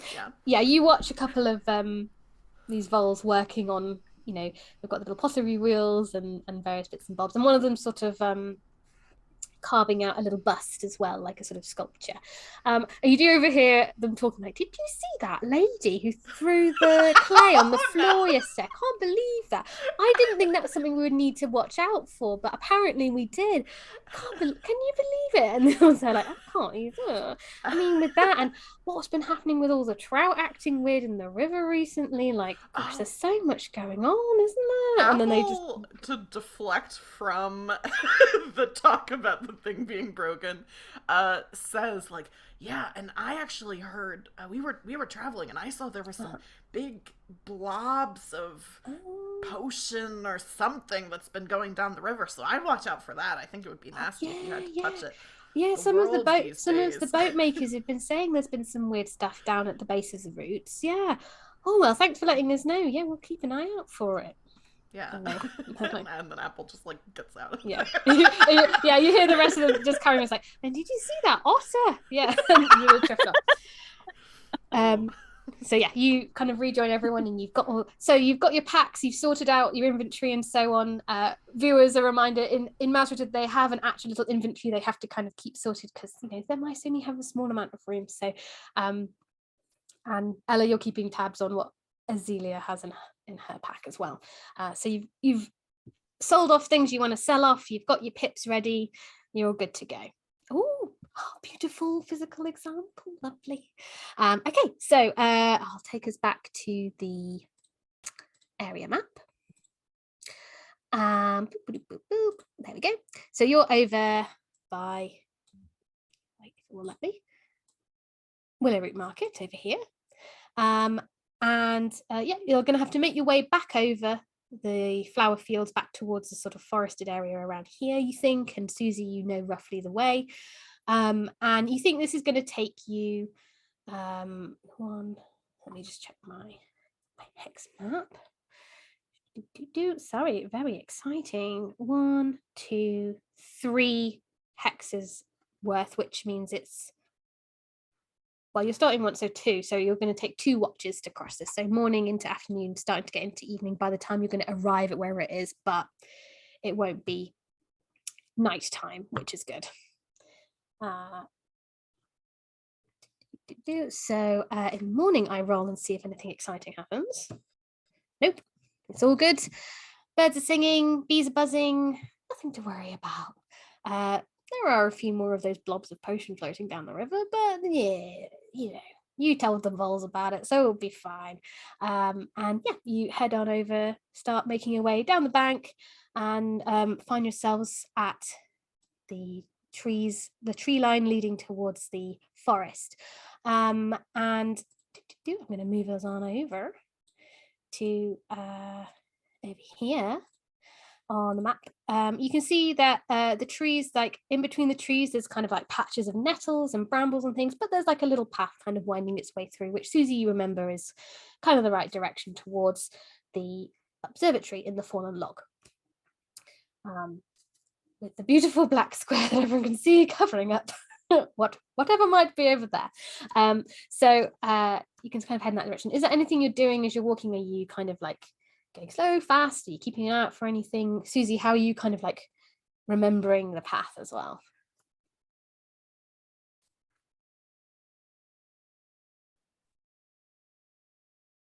Okay, this is very silly. This is very counterintuitive, but I think part of the way she has a bad habit, but the way that I used to be as a kid of just walking places with her head entirely in the book. But yeah, in this case, it's actually helpful for her because it's how she has a certain relationship with like proprioception and how she relates to her body in space, where that actually makes her feel like helps her remember certain things more easily. So she like finds the pages she was reading at the time. Got you. Yes, when I she know was exactly walking here the last time, and just starts walking, and then it's like, oh, we take a left here, we go right over here, you do this over here. Watch the patch of grass over there. It occasionally has a small bug in it that's very temperamental. And she just casually like hops over it, like she had no idea it was there. Bug. Just like hops and there's just the angry bug just like a little bite. Cool. So you kind of make your way through, and everyone else you're presumably following. Are you following Susie? Is one of you walking with her as her head is in the book? What are you doing? I'd like to volunteer to be on like a sort of Susie protection duty, in that, like, you know, occasionally there might be like a branch or a stick or something that's moved since she was last here, and basically I'm making sure the path is always clear for her. So I'm just kind of standing next to her, like lifting up branches, moving things aside, pushing like a big blade of grass because we're tiny little mice and blades of grass are huge, you know, and all of that kind of thing. Yeah, there's some little brambles kind of flop over which cause these big branches in the way and so on, so occasionally you have to duck around. And as you're kind of making your way, you get about sort of halfway towards where you think you need to go. And you kind of see like you're going to need to kind of circumvent around this big tree trunk. And I think all of you, maybe Susie, you're kind of absorbed, but everyone else, you do hear quite a loud bird call. And this is one of the ones that I have not been able to perfect. So I'm just going to say you hear a pheasant cry, a sort of a and you can hear sort of like of footprints in dirt stomping about, which seems to be around the side of this tree. What do you do? Is this... I don't know enough about pheasants. Is this dangerous to us? Yes. Okay. Pheasants are a lot bigger than mice. Okay, and they eat but them, they are presumably extremely unintelligent, to put it nicely. Apple definitely switches things around so that I have my sling and stones ready. And I think I kind of have it like I start like kind of going like this with the sling, as you know, but not like hitting anything yet, but just kind of prepared in case things pop off. I think LG just kind of, as soon as she hears the cry and the sound of feet, just kind of is like, whoa, and like kind of immediately diverts to the side and tries to find a place to hide. And for sure. Yeah. Peering behind I was gonna say a tree, but I was like, actually, it's probably like some grass. And you can kind of duck behind the roots of this tree. So these are all sort of like old oak around here. So like you can kind of like edge around just to peek over, you know, the very bottom of the tree. Yeah, and if I see Apple, I'm just like, you're so brave, Apple. I believe in you. To those who don't know what a pheasant is, or sort of size-wise, if a mouse is this big, a pheasant's like, whoa, this, like, it's a big bird. It's not warband scale, just so you know, but it is a big bird. But yeah, it is not very clever. So yeah. I'm gonna like, just in case Tabitha's gonna draw her little sewing needle sword. Yeah. But then she's gonna kind of wave a paw in front of Susie's face first, so that Susie like sees her coming, especially because she's so immersed in her book. Yes. But kind of wave a paw in front of Susie's face, and then gently kind of touch the side of her arm and be like, Susie, we need to hide right now. Okay. Just Thank you. very, very like unchanged, like unmoved by anything happening. It's like, is there a particular reason why we need to move? There's a very large bird which likes to eat us, which is coming nearby, and none of us are big enough to fight it ourselves. So the best thing we should do is get out of the way and hide. Oh, I don't want to be eaten. No, me neither. It just starts going immediately, like scampers. Yeah. If everyone else is hiding, I think Apple might not attack one of the pheasants, but try to hit a rock, like use the sling to hit like another tree or something. Yeah, for sure. To try to get the pheasants to go someplace else so we can keep Absolutely. going. So in terms of sort of what you can see if you peek over, so you've got your tree, lots of tree roots which you can scurry around, hide behind. There's like the path ahead, which as you kind of peek over, you see there's like the nettle patch, a little bit of the brambles, this path, and then you see kind of like coming from the bramble patch this large bird with a sort of almost sort of dinosaur like beak. It's very like prehistoric, and these lovely sort of dappled feathers, and you see it just stomping around, and it's going and as you kind of look at that and you're kind of like ready to throw your rock, you do see it seems to actually be stamping around at another mouse. Oh no. Who is brandishing a little wooden stick, a sort of improvised weapon, and is desperately trying to sort of fend it back and dash around as the feet are going clomp, clomp, clomp, and just missing these big claws. Do you still want to throw the rock? You could hit some bushes and make some noise if you wanted. I think so, because I think Apple, in seeing that, is like, okay, doing the calculations of like, okay, should I try to hit this pheasant with a rock and distract it to let this other mouse get away? But cognizant of the fact that like, if I call attention to myself, then I'll also call attention to my friends who are hiding. So is first gonna try the trick of hitting something else with a rock to see if the pheasant will go after it. But also maybe also starting to move away from the rest of her friends just in case she needs to start fighting. Cool. Okay, so you three are kind of down by in terms of on this picture, if I'm just going to do a little circle, if we've got three of our little mice hiding over around here, if the pheasant's sort of around here. Okay, yeah, so I think Apple's gonna try to head like maybe over this direction. Okay, so you can hit just automatically with your sling. So what I'm going to do is do a will save for the pheasant to see if it gets distracted or not. So if it fails, it's going to get distracted. And it fails, so it kind of goes and like stops stamping for a moment, and then gets a kind of like panicked look, because pheasants are extremely panicky at all times, and it's just like and starts like trampling around where the stone was and starts pecking at the brambles, and you see the other mouse starts like kind of scrambling backwards, and they've got like little sort of like they've got these like little goggles on their head, it looks like, and like a sort of little red jerkin, like a little waistcoat, and they're like and they start scrambling down the path away as if they're going back towards where the observatory is. Okay. So they've not seen you, but they've seen the rock, and they're like, I think I don't say anything, but if they're looking around, I like peek up from wherever I am and give like a little wave, like, come here. Okay. I'm just going to do a luck check, 50-50, to see if they are looking in your direction. Okay, yep, they see you, and they're like, and they start running towards you. This pheasant is still clomping about, just in a panic, and it like, the little mouse just dives over the root as it kind of goes and is just clomping around this clearing, and it's just like and starts flapping its wings. Just in general, like flip a bit of the flop sort of thing. And yeah, this little mouse dives over behind you and is like, thank you so much.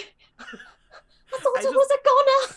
I just go like this, like, sorry, I thought I was a goner.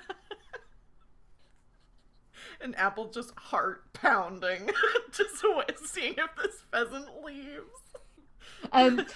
it kind of does for a while, and it sort of calms down. If you all stay very quiet, it does calm down, and it just sort of starts eventually going off, and it goes off towards the trees, looking at the picture towards the right. Sorry. I'm looking at things in like 5 different directions, so I'm very confused. And yeah, stalks off, and you do hear it again, gets a panic from like a falling leaf or something in a few more minutes, but that you can tell it is moving away from you. And this little mouse is like, oh, thank you so much. Yeah, I'm really glad that worked, because I really didn't want to get in a fight with that thing. No, you wouldn't. And you can see they've got like a little sort of like slash on their arm from where they got trampled a little bit. They're okay, but yeah, they're just one harm, you know. I put out my paw and I say, Apple Fritter, nice to meet you. Oh, nice to meet you. I'm Bree. So cute. Bree Wheelborn. Nice to meet you. I think I like look around for everyone else to kind of like, you know, let them know that like it seems like if you've been watching over the roofs, you can see it's safe to come out. I think like Tabitha is like quite a bit maternal kind of person, and as soon as like realized that this was happening, was kind of frozen and not sure what to do, and kind of like hurries over very quickly and kind of crouches down next to Bree, and just without even like really introducing herself, just like starts like trying to like tie up the wound. Yeah. Oh my gosh. And Bree also holds up a little snapped. You see that the little wooden sort of improvised spear that she was holding has snapped from running around. And it's like, well, okay, thank you. Azalea, you've got the cider, and get our new friend a little cup just to soothe their nerves. Okay. And whilst this is happening, I'm going to look at Apple and say, that was incredible. That was the bravest thing I've ever seen anyone do. Apple just kind of like goes like, shucks, I mean, anybody would have done the same thing. I was the only one that had the sling, you know. Oh, I mean, it was lucky you did, says Bree. I'm glad you're okay. I got really worried. I've never seen a mouse stand up to a pheasant like that. Oh, I wasn't standing up. I was running away. He just came out of nowhere and it was trampling around. I thought it was going to stand on me. Oh my goodness. Where are you from? Oh, I'm back over from the fallen log, the observatory. I don't know if you've heard about it. I was supposed to be collecting some blackberries, but I've dropped them all and they've been squashed. And you see those little bit of blackberries that have been trampled by the pheasant. I say we were actually headed to the observatory because we heard that you all know things about magic. Oh yes, says Bree. Oh yes, we are the leading settlement in scientific and magical advancement in the area. At least that's what it says on the brochure that I got when I signed up. Oh my god, I love this so much. I say, best mouse. Yeah, I don't really understand magic, but my friend Susie, I think, does. And she was noticing there was some kind of something in the water. Susie, what was it, and what did it smell like? I can't remember. She like walks up, and you'll notice that in the midst of like everyone saying like, that was the bravest thing, like, you know, I was just the only one who had something that Apple finished saying. Apple probably notices that Susie was putting away a torch to light and sticking the possible lit end into her acorn launcher to fire something at the pheasant. She's like, oh, I guess we're not doing this anymore. But she walks up and like, because she's still scared, she does it in like a little pipsqueak kind of voice. It would appear as though there was some sort of biological region that has been potentially contaminating on an alchemical and or magical level the water that is commonly used for drinking in the surrounding area, and I highly suspect it is something of a dangerously magical nature given the potency of the smell of cheese. Oh gosh, says Bree. That sounds bad. You should probably talk to someone a bit higher up than me. I'm only a novice, she indicates to her little red jerkin. I'm only a novice. I only started working at the observatory recently, so I don't think that's something I'd be able to help with. But maybe you could talk with our head scholar Persil. Might be able to help with something like that. I could take you to meet him if you wanted. That will be most agreeable and helpful in our endeavor to provide a positive impact on the world around us while occasionally instilling a small, perhaps potent form of chaos. Right. So it's pretty good. Well, in exchange, if the pheasant comes back, if you could throw stones at it again, that would be really good. It's like a kind of sound of an acorn launcher. It can't make that noise, but for whatever reason, like if it were like an actual show, it makes that noise. It's the stand-in like Foley sound for Yeah. it. The little acorns. Okay. I think Elchie wanders over and is just like has some like blackberry stuff on her paws and just kind of like holds the hand of Bree and is like, I'm so sorry for all your blackberries that fell on the ground. And they're like little mounds all where all the blackberries fell behind her. Oh, thank you. It's okay. I can get some more. They're just for a little project I'm working on. So it's okay. I'll be able to go out another day, but I'll stay closer to the log next time, I think. Stay strong, little mouse. And she just like walks. Actually, she goes up to Apple and is just like, oh, that was so brave. The only idea I was coming up with was how we could maybe ride the pheasant. And then there's like a little drawing on the grass like behind where she's like got some weird like catapulting them into the pheasant. That She's would like, have been really cool. That would be a good plan B. yes, okay. Or plan P for pheasant. That's so clever. Plan P for pheasant. Operation Pheasant.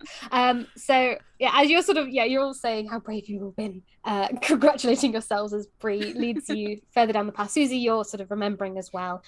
It's the same path as it was, and you make your way through the nettles and the brambles, and Bree manages to pick up one blackberry for her project, and leads you to this very large fallen log, which used to be a big tree that fell down. And you see at the top of it, there is sort of poking out of a hole in the wood, a little sort of platform with a little lantern, currently not lit because it's a nice, lovely afternoon, although we are now getting into evening. So you see actually a little mouse climbing up and lighting it, and it starts to glow very gently.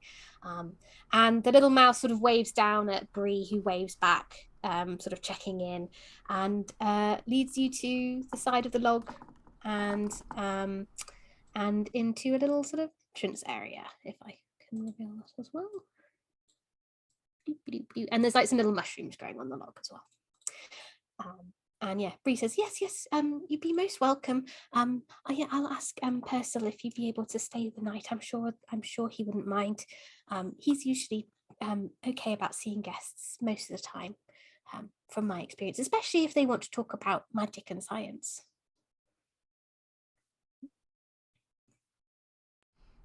I think Apple's just kind of like looking at everything, like hasn't been here before, so it's just kind of like taking it all in awe. Does it smell like cheese around here? Yeah, it does actually. Yeah. Not as strong as when you were down in the base of the frog castle, but just like a sort of a science experiment basically is filling the halls. So just a little gentle whiff of cheese. Yeah. Keeps kind of on the air. You keep catching it like ooh. And yeah, I think Bree turns to you and is like, you're welcome to come in and sit in the hall, and I'll go and get Persil to come and talk to you, and leads you through first through like some little corridors, and then there's like a little dormitory, and then into a sort of little dining room area, which you can see these are all carved out of the wood of the log, And then the dining room area has these sort of murals on the walls, which are paintings of the constellations in the area. So you're all born under different mouse star signs. So like the wheel, the star, the mother, the acorn, and these are all charted on like the walls of this canteen, basically, because these mice, Bree explains to you, they also they also take notes on astronomy and astrology, and they track the stars and things and the seasons and stuff like that. I just have, is that the Big Dipper that you drew on them? Yes. Oh my god. I love your art so much, and the visuals of this world are so wonderful, and I'm sorry, I just had to interrupt to say that because I'm having a magical time. You may always interrupt to compliment me, of course. So Bree asks you to sort of have a little seat as she goes to talk to Persil, and there's also some doorways you see. So there's you went through this little dormitory that had these bunk beds and sort of little places for various mice to store their belongings, but you also went past a doorway, which I'll just show as well, with a big thick door leading downstairs somewhere, which you think would probably lead under the log. And then there's also a little doorway here, and then these stairs lead up, which you can see through into a sort of kitchen area of preparing food, and then this other little door that leads off up somewhere, you're not sure where as well. So anything you want to do while Bree goes to grab the head scholar? I'll pour us all a cup of cider. So, that was a long day. So everyone refresh yourselves, and I don't know about you, I had a bit of a shake to my nerves. I imagine all of you more world-weary types are well accustomed to pheasants. Not me. Yeah. Yeah, LG has taken 2 chairs and is like laying down. Like, and every once in a while has to like uncomfortably get up to get a sip of cider and like go back. It's just like, I've never seen such a creature in my life. I didn't know what that was. A pheasant? What? Why would something like that exist? I often ask myself the same questions. I truly, it's why are so many things so big and we are so small? We are so small, and there are so many things that are much bigger than us, and I don't know why. We're small, but we're very clever, and that's where we kind of have the upper hand, because I would never have fallen for something like that rock being hitting a tree, but a pheasant would. And did. that is true, and as you say that, I think as Apple says that, Tabitha sort of looks at these beautiful constellations carved into the wood all around us, and sort of puts her little mousy chin on her little paw, and it's like, so out of curiosity, what are your star signs? I was born under the moon, which is supposed to make me wise and mysterious, but I'm not sure I've ever been either. You're very wise. I'm not surprised at all that you're a moon sign. Oh, well, thank you. What are you? I'm an acorn, which I'm supposed to be. I always remember inquisitive, because that's what my mom always said that I was. I can definitely see inquisitive, especially with the way you were learning and looking around at the market, looking at all the different stalls. Felt like I could see the curiosity in your eyes. From like slightly under the table, still laying down, Elchie is like, I'm an acorn too. You just see like their paw like reaching out. I'm also inquisitive, but my mother says it's more of the stubborn side that's got me. I think like the same coin. I think like Tabitha genuinely belly laughs at that. Also, I have to say, I am imagining Elchie with like a hat, like a kind of cowboy hat type thing, like on top of the face, like everything's all muffled. I'm gonna look at Susie. What about you, Susie? What's your star sign? Well, I was born under the sign of the storm. My mom used to tell me that meant that I was supposed to be generous and wrathful. But I think sometimes that usually just ends up meaning that I am occasionally kind of chaotic. And I generally assume if people don't, a lot of folks don't really like Storm, so that probably explains why I don't usually have a lot of friends, or I didn't used to have a lot of friends. So it's why I try and be nice to a lot of different people, because why would you want to be mean when you could be nice to people instead? I also don't really understand people, so maybe Storms don't understand people either. Well, maybe, but you know what I think, Susie? I think that if we didn't have any rain, then we wouldn't have any herbs, and we wouldn't have any apples, and we wouldn't have any food at all. So I think storms are quite necessary and beloved, and as are you. She takes a minute to process, and in like again, this is from like a very pipsqueak mouse voice. She's like, "Does this mean it's fair to say that I am a god?" Apple looks very nervous. I feel like this is the perfect moment that the door swings open. This door that's leading upwards swings open, and a little old portly mouse in a purple jerkin scurries out and is like, interesting. Having overheard the last bit. Yes, welcome to the observatory. My son gods alike, it would seem. And he introduces himself as, yes, Purcell Mellowmint, head scholar. And he seems a little like, he has like a little snuffle he does every now and again, which seems to show like his nerves a little bit. And he's like, yes, we haven't had visitors for some time, but Bree tells me that you did an excellent service today on helping her get away from a pheasant. Very good. We are allowed to offer you a stay for the night, but we must ask that you do not interfere in any of our experiments. We have a lot of work to do. That was Purcell Mellowmint. Was his name. Well, we certainly shan't interfere with your experiments. I'm sure. And as Tabitha says that, she kind of glances at Elchie. It's like, I'm sure. And then she kind of says, but actually, my friend here, and she gestures to Susie, with her paw, is. My friend here is something of a scholar as well, and you see, we found this potion, this cheese smelling potion. It became sort of a Gouda situation that's in the river. Yes, I know, and it was in Castle Nora, and it's also been showing up in Willowick Market. And I mean, if it's in the river, it's going to affect the whole region, really.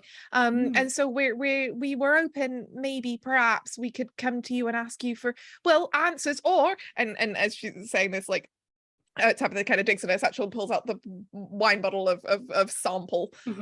Or we've actually got some of it here. If you can test it, perhaps to help us figure out where it might have come from, or you see, Purcell does his little like nervous nose twitch, and when you bring out the potion, he kind of is like, oh, but he doesn't seem so surprised as you would think he would seem, and he's like, oh, a potion, you say? Oh, well, that does sound bad, doesn't it? And turns to Bree. You know, the water table around here is very high. It could go all over the place. You should note that down. And Bree gets out a little notebook. He's like, I would be very happy to test this to see if there's anything wrong with it. We can test magical potions here, you know. We'll just take a sample for it for my lab. And he goes to take the whole bottle, if you'll let him. Well, perhaps I'll just, just to make sure, just in case something happens to it. We went to quite a lot of effort to make sure we got it. And I'm going to take one of the cups that we've got for cider and put some of the sludge in there and give him some of it, but not all of it. Yes, of course. Yes, it's very good. And good for if we need to test some later. And he has like a little bit of annoyance in his voice. He's like, yes, some for later. Very good. Yes, well, I shall have my head scientists working on that. We shall get Borage onto it immediately, and I will test this myself, but don't you worry about any of it. You just all have a good night's sleep. Bree, would you mind showing our lovely guests to their dormitories? We shouldn't want them wandering around at night. It can be dangerous around here. And he sort of looks at you all expectantly. I love We're all just looking back at him like Little raised. I think Elchie is like, oh, I could use some sleep. And is like half like asleep looking already. Just does one of those Sims like twirls into a pajamas. Tiny little mouse pajamas. Yeah. I think like Tabitha doesn't have. I don't think Tabitha is always the most insightful person. And so I think she has like a slight gut feeling of this is a fishy interaction I'm having. But yeah, she doesn't really know what to do with it other than that. So she sort of gets up and she's sort of with a little bit of a frown on her little mousy forehead. But she's like, yes. Well, it has been a very long day, and Bree, I was actually interested to know what your blackberry project was about. Oh, Bree looks very excited. She's like, yes, of course. It's about hydroponic gardening, and I'm going to try and grow some different berries with only water. It's very exciting, and carries on, blah blah blah. And yeah, offers to sort of show you towards the dormitories, and you all see Perseal sort of waves goodnight to you and takes the potion up. He goes up those stairs where the door was that he came out from, and looking through, sort of, if you poke your heads as you're being led away, you can see it sort of goes through to a sort of library area. And Bree, if you want her to, will start to sort of escort you towards the sort of little sleeping areas and sort of shuffle some beds together and things to make room for you. And you see there's also another set of stairs here where the door is shut, and she says, oh yes, that's the way to the lab. That's where my farming project is actually. I've been given my own little space to work on it and everything. It's very exciting. But here's your beds to sleep. You can share this chest if you need to put anything away. And we usually, it's the evening now, but we'll all be heading to bed quite soon. So I'm sure Percy will have some results for you quite soon. He's very fast at these sorts of things. He's working on a couple of different potions himself at the moment, on analysing them, It's very exciting in there. Just because we're all a little bit frightened from the pheasant earlier, I was just wondering, like, in a place like this, do you have, like, after everyone goes to bed, are we going to hear any people kind of like going around and like making rounds or like guards or anything like that? Because I feel like if I heard something out in the hallway, I would get really scared and startled. For sure. I understand. I was quite scared when I was staying here as well to start with, because, it's in the middle of the woods and everything. There's a night shift, but they tend to stay in the front area, so they won't wake you up.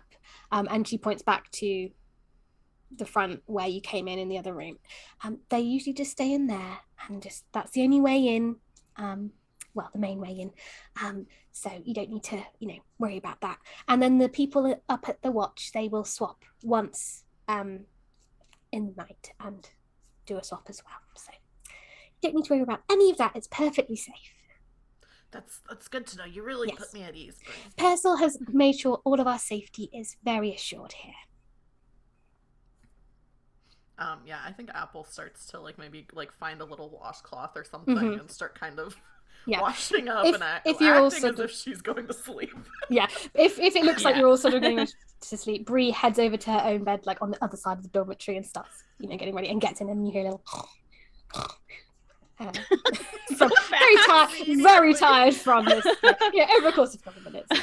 What is that like? Absolutely pumped out straight away. Very tired after the pheasant. Every neurodivergent person in this cast is just looking at that like, what the hell are you talking about? That doesn't happen. No one sleeps that peacefully. Where's the 1 hour of just lying in bed looking at stuff, trying to figure out why your body went sleep?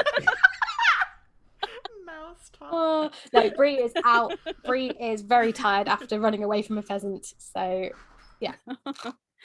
I think Elchie kind of tugs everyone just a little bit towards themselves and is like, we are definitely looking around this place at night, right?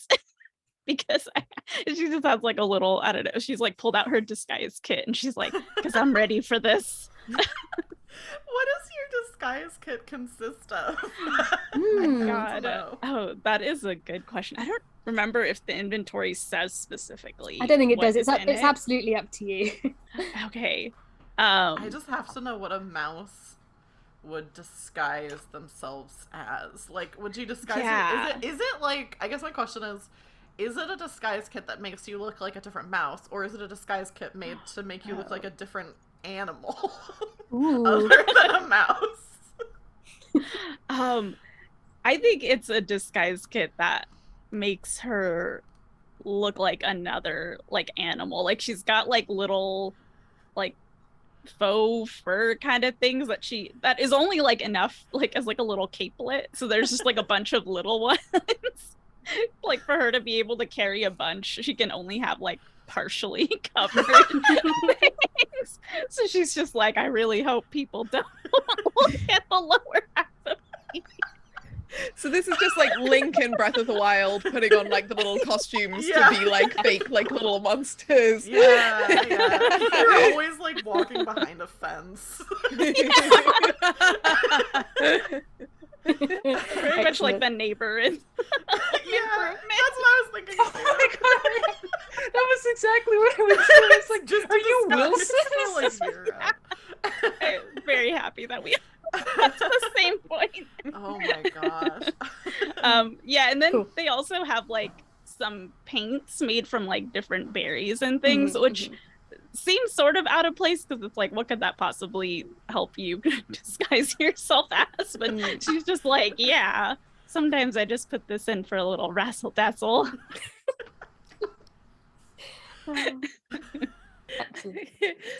I would die for Elchie. To be honest, we all would. We all might. Oh god. That LG may just lead you to that.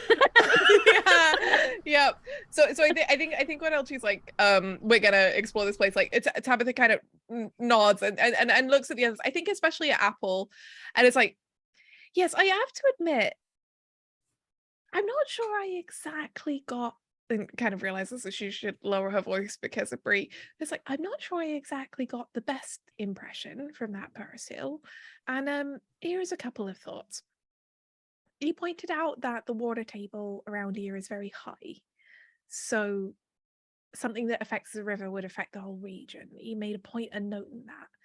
There's also the fact was odd because I've never heard of a table made of water before, so if they can do that, then they must be incredibly powerful.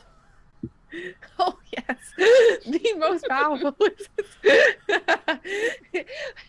No, but I think I've come across this because, you know, when we were doing the plumbing for the inn, like it's a thing to do with like access to water across the region. It's a technical term, but Okay. it's and then there's also the fact that Bree is working on hydroponic gardening. Now, I'm not sure how connected that is, but, you know, say, for example, there was a flood and we couldn't grow things in the soil anymore. And there was only one place in the whole region that could tell you how to grow things in water. Then, for example, we might say that perhaps this particular observatory sort of becomes the stranglehold of all food in this region, which would put a lot of power into the hands of one particular mouse, which is just one possibility. I don't know, and I didn't like the fact that he wanted to take our entire sample, and I didn't like the fact that he said he was going to be looking at it alone, because I have a feeling he's going to come back to us and tell us it's nothing, and he won't have the sample with him anymore. If we're going to make hydroponics work, it would be helpful to know how to make a water table. And so maybe the potion is supposed to be doing something. I agree with you, is what I'm trying to say. You are a remarkable blacksmith. I think if anyone can make a table out of water, it would be you. I don't think I could. It sounds really hard. Your I could Sisyphus turn it rock. into ice. I could freeze it, and that would technically be a water. So I could do it actually in winter. I knew you would have a solution. I'm gonna look As, at as you're all sort of discussing this, other little scientists, scholar mice have been sort of filing in, putting their little jackets away in wardrobes and so on, and getting into bed, and the lights have been being dimmed and things. And around you are various snoring mice at this point. All these instantly falling asleep mice. Over the course of the conversation. Something in the water. They're so busy, they're overworked, they're so tired. Oh no. Are They you saying were that there's Little bad mousy labor bags under conditions their here? eyes. There's bad labor conditions here. That's even more of a reason for us to get to the bottom of this. We should not. These workers should unionize as soon as possible to ensure Yes. that their magical labor is respected. Exactly. Well, I'm gonna look at Whisper Susie and union say, in their ears. just go around in their dreams and just like subconsciously like Union. Whisper. Unionize.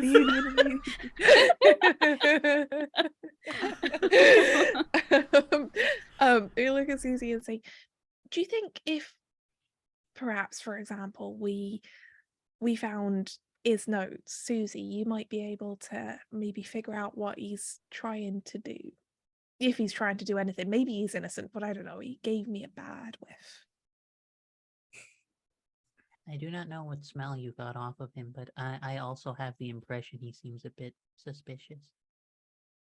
I'm glad you said that. Yeah, that's what I meant. Is I feel he's suspicious, but perhaps if we nick some of, well, if we study some of his papers and you can see whether or not you think there's something broader afoot, and then if someone sort of comes our way, then Elchie, just sort of make noise and make a big distraction. I feel like you're the best one to do it. She's just like a clarinet in one hand and like banjo teetering in the other. You see behind Elchie a very sad Azalea, like, was my distraction not good?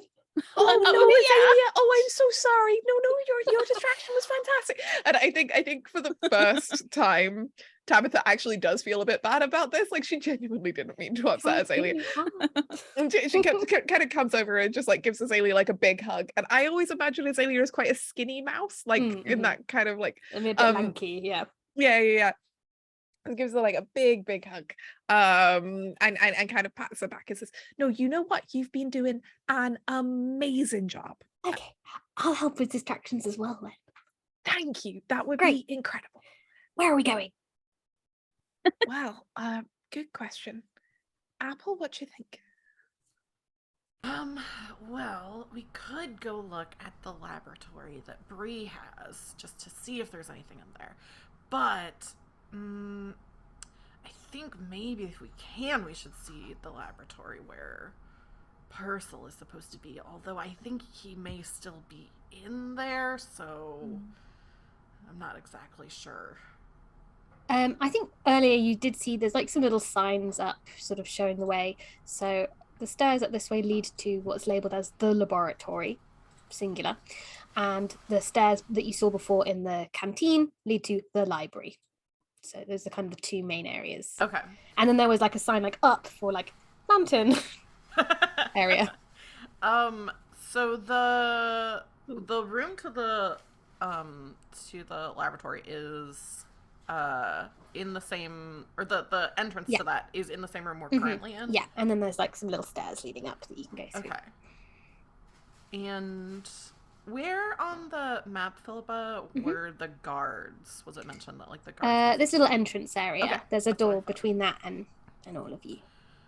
So I think maybe Apple points towards the laboratory, towards like the one that we're in, and is like, maybe we should just cut to the chase and go straight there. But I'd do anything that you all think that we should do. I think LG is like, maybe should we pair off and some of us go to the library? Because what if so glad that you all are explaining the situations. I just heard a lot of words as we came in, and it's hard to get it all out of a jumble in my head. She's like kind of looking at Tabitha like, oh, thank goodness someone goes and like takes all the crazy, like all the thoughts in my head and like outlines it clearly for me. I don't know. He was in a hurry, that Purcell. I didn't like how quickly, I feel like he's going to quickly figure out what to do with this and get rid of all the evidence. And by the time we get there, he's going to be like, ah, ha, ha, I'm not doing anything bad. And then Elchie's like, that's my impression of Purcell. I'm not very good at impressions. Laughs like that before he says that. I don't think anyone's gonna believe him that he's not doing anything bad, because that sounded like kind of a bad guy laugh. Okay, so you want to split up? Two of you look in the lab, two Yeah. of you in the library, or do you want to go together? I think splitting up is a good idea, especially because, you know, Susie, you're a very honest and very educated person. And my feeling is that if we go into the laboratory with you, you could honestly say that you were just interested in what he was doing and in the experiment. And I don't imagine that would be a lie, because I imagine you would be interested in whatever experiments are in there. I mean, I don't want to speak for you, but would you say that's accurate? No, that's very accurate. I would be very interested to know whether or not the machinations of his actions will lead to something of a benevolent nature, or whether they will cause the end of our world. It's always good to check.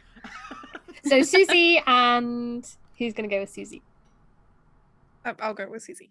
Cool. Okay, so Susie and Tabitha heading towards the lab. Apple and Elchie, if you're going to head towards the library. So we'll start with, let's quickly do Susie and Tabitha. So all these mice are soundly asleep. So you can kind of sneak past, and the doorway up is not locked. So you can kind of go up to here, and you see there's like a little corridor and a sign, one way towards a lab, one way towards a library. And the lab door is a little bit open, and you see inside around, you can see there's like tables laden with herbs sort of chopped up, little Bunsen burners, like little mousy Bunsen burners, like with little match heads to light them and things. And also, oh yeah, is Azealia going with Tabitha and Susie? Presumably comes with Tabitha. Probably yes, because that way then we've got one distractor in each Yeah, party. I was also thinking Excellent. that. Cool. Split and- up the distractors. You also see in the corner, just as you're looking through the door, you can't see the whole room, but you do see some like little sort of wooden cabinets kind of carved out of the wood that are closed. And yeah, it seems quiet as well.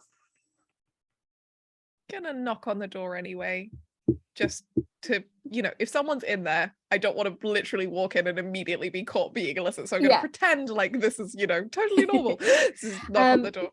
You don't hear any mouses respond. You do hear a little like coming from around the side, sort of like skittering around, as if there might be some little insects somewhere in this room.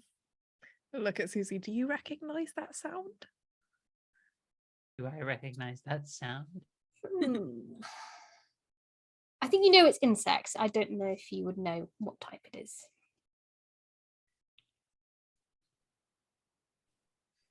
Bugs. Right then, I'm gonna push the door open. Kind of step through kind of in front of Susie quite protectively. I don't know, like Susie has a grenade launcher. I don't know why Tabitha feels so protective of her, but she does. Like, I mean, also protecting the room from Susie, so yeah, true. There's a lot of flammables in here.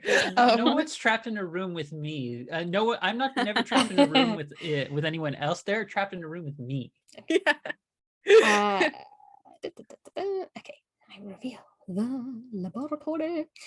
So opening it a bit further, you see there's like a little sort of cage with some little wood lice in, which Americans, I believe they are called roly-polies or pill bugs for you. They have a lot of different names, but these little wood lice, and there's about let's see, there are 6 wood lice in this little cage, sort of like, and they've heard you knock, so they're all kind of at the bars like excited to see you. Immediately kind of coo, like put my paws to my little cheeks and go over and, oh, aren't they just darling. And I'm gonna look around, see if I can give them any like little treats or something. Look how sweet Yeah, you see they there's are, like a look at little their bag of legs. there's like a little sort of treat training bag on top of the cage. It looks like someone has been like training these woodlice. And then when they see you pick up the treats, they all like sit up on their little back pincers and like hold up their little leggies. And one of them does like a little spin, and one of them plays dead. And they're like, Susie, are you seeing this? It is taking all of my will not to immediately scream. I know the feeling. And I'm gonna like put a paw into the bag and like kind of like scatter Yeah. some food into the Give some cage treats, for yeah. him. If you want to take this treat bag, by the way, it will be one slot. It has 3 usages, so feeding them some treats, you can have 1 usage on a treat bag out of 3, and they'll go and start eating up the little treats, and they're very excited. And they've got like little mats and things in here to sleep on. They've obviously sort of put away for the evening to sleep in their little cage. Also, Susie, I think while you're sort of watching Tabitha feed the woodlice some little treats, you see there's some more tables, including some more with like sort of like distilling equipment for like filtering out what looks like little bits of different potions and syrups and things. And you can also see, now you're a bit more further into the room, that there's 3 little cupboards, one of which has a lock on it.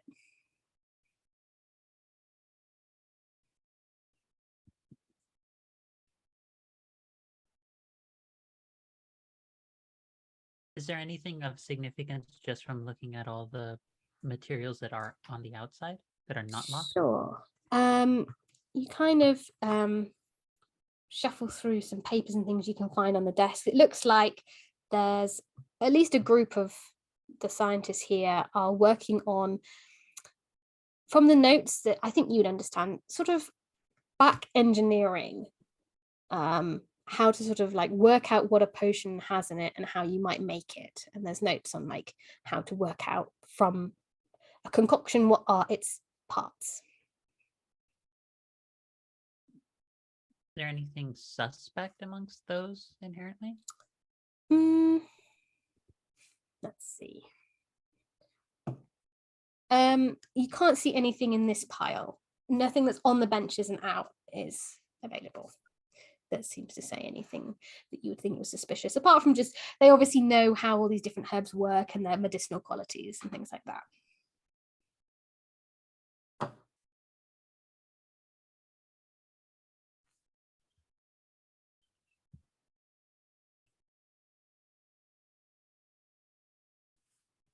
Well, there doesn't seem anything off as of yet.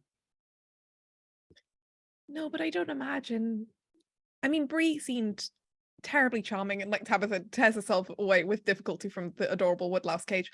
It's like, you know, Bree seemed very charming, and also, if say for example, Purcell is up to no good. If everyone else here was in on it, then he wouldn't need to test the potion by himself. He wouldn't have needed to give us that piece of information. He could have just said, we'll test the potion, because then everyone would know. Him saying he's testing it by himself suggests to me that this is kind of his own plan or coup or whatever, in which case probably the information that we need, if there is any information to be found, won't be in an easily accessible communal area. It'll be somewhere that he can access but other people can't access easily. And so I think like Philippa, you mentioned a locked cupboard, so I think like Tabitha kind of goes over to the locked cupboard and kind of rattles the door a bit and says, for example, in here, maybe. I think this might be a good point to pause as you're sort of rattling the lock to go over to Elchie and Apple. So I do think probably Susie and Tabitha might have mentioned that there's this corridor that could lead to the library as well. So do you want to go with them up that little corridor, or do you want to go round to the side to the door you saw before? So.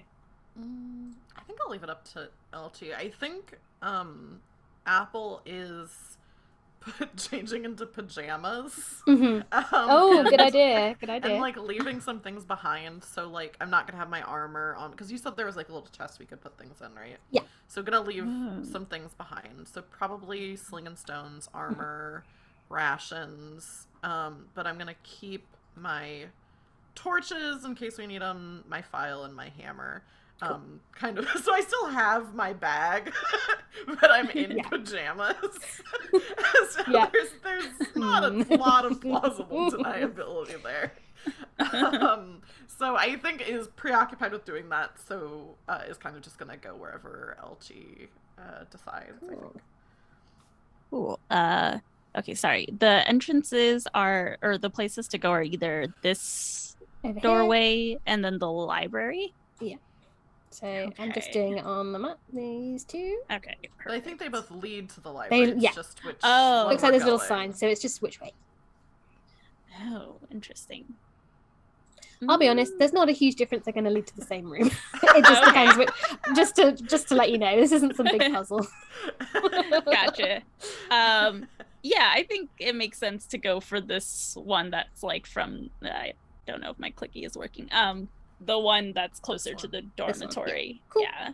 Great. Just because it makes sense that we would kind of be like, all right, and break, and then like kind of veer in our directions. Great, cool. So yeah, as these two are looking to the other room, and you hear a little, very muffled, like at the bugs, you head into the little library. No, that's not revealing. That's hiding. We see less. You see less than you did before. Darkness fills your vision. Good thing we both brought torches.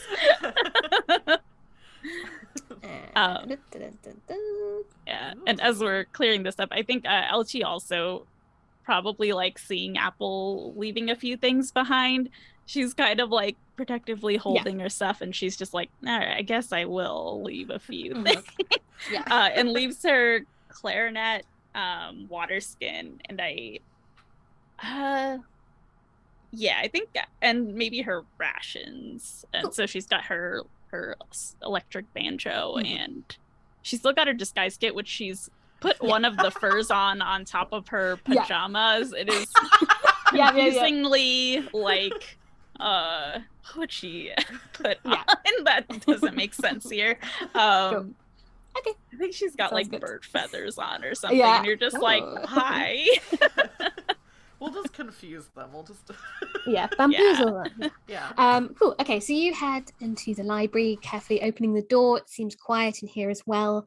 And again, the walls are carved with these constellations, and you see there are writing desks and some small bookshelves with scrolls, charts, and one or two books, which you know is pretty cool because books are very expensive. So there's only a couple. And you can see there's like some maps laid out on the desks. There's also some little cabinets with sort of things inside, and some bookshelves like lining the walls sort of kind of equally around, and then the other set of doors that you could have come up kind of against the wall with a little bookcase next to it as well. Interesting. And it's empty of any other mice, like it's just us in Apparently, here. you can see there's a little ladder up to the observatory, but there's no mice in here. You can hear some little voices of two mice who are obviously on watch up there, kind of chatting to each other. Got it. I think Elchie would go over to I should go over to the books. I was like, oh, maybe she'd see a map, but I'm like, she wouldn't do the thing that would give information. She would go over. Yeah, so they're gonna look at like the books and just see what types of books they've got in there. Sure. You see that they are all kind of like on different shelves, so you kind of carefully look through them. There's one on the sort of medicinal properties of herbs and like the ways you can use herbs to sort of combine for healing and other effects and things like that.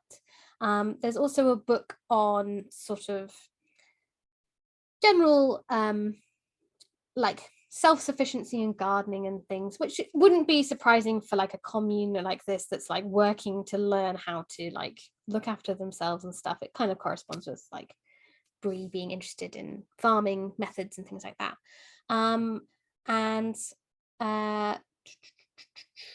See anything else? You see in a little cabinet, you see a little spell tablet in a little sort of glass cabinet as well. Cool. they will make a beeline to that spell tablet, and Yeah. they've probably got like their paws kind of around the glass, and they look like a little bit around. And then they just like they're like, nah, it's probably fine, and just pulls it off. Pulls the spell tablet off. Sorry. Yeah. I am going to say you do see, before you do this, because you would see this first, you do see there is a little bell inside the doors of the cabinet with a little wire that leads along the edge where if you just pull the door open, it will make a little ding. Okay.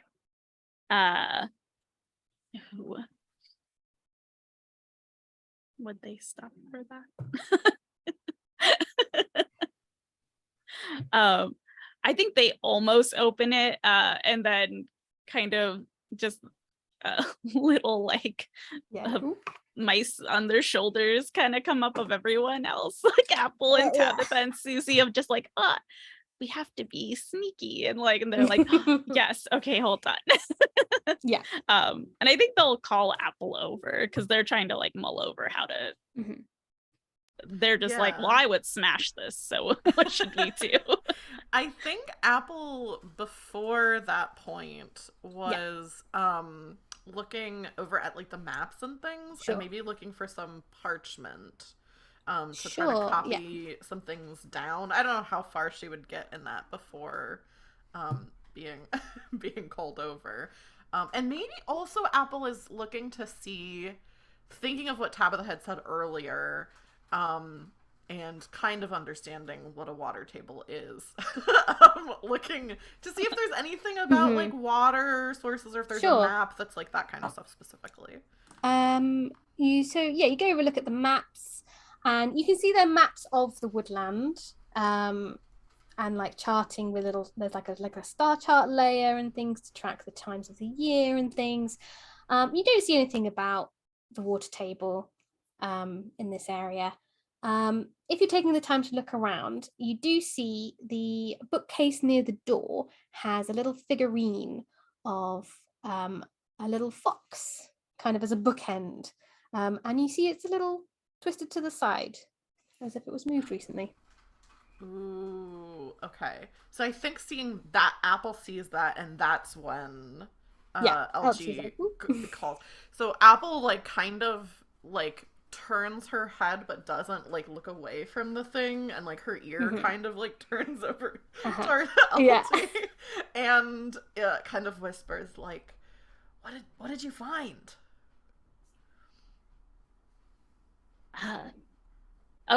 Since this is a spell tablet, would this smell of magic, or is it just like that information in it? It smells a little cheesy. Not very strong. It's like it's inside. It would smell stronger if activated.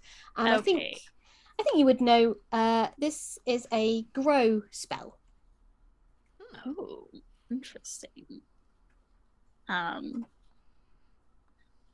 So they motion you over, and they're like, look at this. I was looking at the books, and then I saw this, and I would like to have it, but there's and like kind of like dramatically is like in front of you, like, no, but don't grab it, even though like you haven't made any motion. You're like throwing yourself in front of it.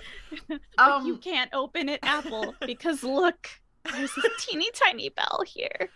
I think would Apple recognize it as a grow spell? Like looking at it? Okay. Yeah, I think you probably all know like the rough signs of the normal spells, although you may not all know exactly what they do precisely. You just know this is one that makes people bigger. Oh, it makes people bigger. Okay. Well, creatures. Sorry. Right. But I guess, I was thinking it was like a grow, like... No, this is like grows grows in size, Okay, so I think that definitely changes how Apple thinks about it. Because I think before I was going to say Apple would be like, maybe this is like how they get food or something, so it would be like, I don't know if we should take this. But if it is something that makes someone grow in size, I think Apple says, okay, I can try to... Apple's speaking more quietly. I'm not going to do it because it's bad audio. Is going to say, okay, I think... what we could do is I could try to get this out, but I like point to the little thing and I say, if any place was going to have a secret passage through a bookcase, I think it would be these mice. But while she's talking, is gonna take her file out of her bag that she did bring with her, and is going to not immediately like start doing this, but kind of looking to see if I could file the wire away, if that would keep the alarm from going off. I think if you took a turn to do this, you could split it so that you could hold the bell still as you open the door. Okay. I convey but obviously that. It would take time to do that. Right. So I convey that to Elchie, I guess, saying like I could do this, but it would take time, and in that time someone may come out from the secret passageway. So kind of like how, I guess, asking Elchie like how badly do you think you want this? Because we might be caught. Yeah, like as you say that, Elchie's kind of, there's like a little like thought bubble of her head from like earlier about pheasants, and she's just like, mouse, pheasant sized mice. Yeah. She's like, I could make Tabitha's dreams good, and then she's like, I don't really know if this is what Tabitha wanted, but a Tabitha could be giant mouse. Yeah. I think if that's the case, then Apple is going to start working and maybe tell Elchie, like, okay, you just keep an eye to make sure that no mice come from that secret passage and no mice come from the watchtower up above us. And it's going to start. I'm going to roll a little dice just to see if anyone's going to come. Yeah, Elchie's just like grabbing where the secret thing. She's like, this will stay shut. As you're keeping a watch, who was keeping watch? Sorry, Apple or Elchie? I was. Elchie. Elchie, yeah. You doing the see violin. the little fox figurine, the little bookend, click back into place, and yet nothing is touching it. And you see the bookshelf start to slide open, and coming through his face and some papers is Perseal with his little purple jacket, nose in his papers, and you see him, and he looks up and locks eyes with you, and he goes, "Oh," and I think that's probably a good place to stop. Oh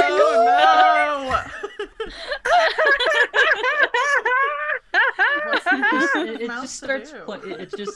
All of a sudden, both Elchie and Apple have the Metal Gear Solid, the red exclamation point above their head. I was gonna say the Curb Your Enthusiasm theme starts playing. Oh, so yeah, that has been some Mausritter, and next session we shall pick up where we have stopped today on that little cliffhanger with Perseal walking in on Elchie and Apple attempting to steal a spell tablet. Meanwhile, lovely Susie and Tabitha have no idea over in the lab, thinking about breaking into a locker. Yeah, great. Okay, so what we're going to do, just to finish up before all of you lovely viewers go, we're going to go around one more time, and everyone is going to tell us who they are, who they've been playing, and tell us a little one or two things that you're up to at the moment, where we might find you online, all of that sort of stuff. I'll go at the end. So where is my list? So I go in the same order. Angela, tell us who you've been, where we can find you. Hello there, lovelies. It has been an absolute pleasure to have you here. My name is Untitled Chapter. I use she, her pronouns, and I have been playing Susie Faithheart, our fantastic little chaos librarian. You can find me very soon here on the channel. I'm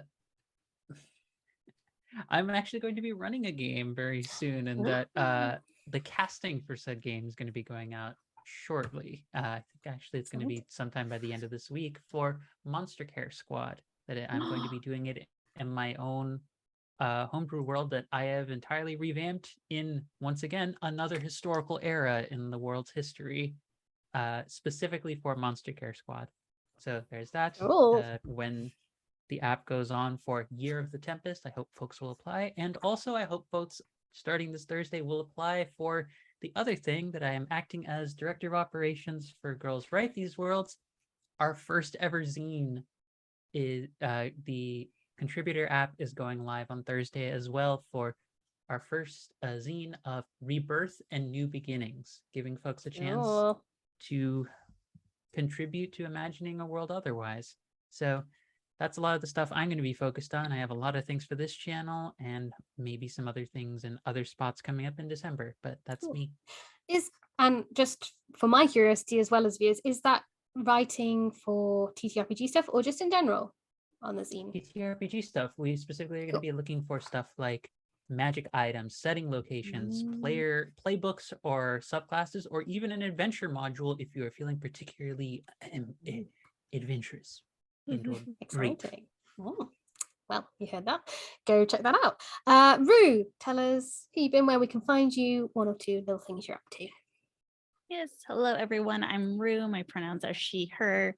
You can find me on my Twitter at Cherry Drop. I'm a game designer, a writer, stream producer. I'm kind of all over the place. And I have my games up at rue7.itch.io. And currently, it's not out quite yet, but I am writing a holo for Adam Vass's Babes in the Woods. He's releasing an All Hollows EP that has 4 adventures / settings for Babes in the Woods, which if you're a fan of Over the Garden Wall is kind of reproducing that style of storytelling. And my holo, it's like a little sneak peek, is going to be taking place in a holo that exists on 3 different planes that kind of glitch through in a cycle as you're there. So that is being released every week. I believe 2, maybe 3 of the holos are out currently, and they're a free EP. So if you have the game, you can just go and grab those, and I will shoot down the link in the chat. Cool. Yeah, I'm very excited for that. Very exciting. Ella, tell us who you are and so on. Sorry, I was distracted by how cool that is. Sorry, I just like I'm really excited for that holo.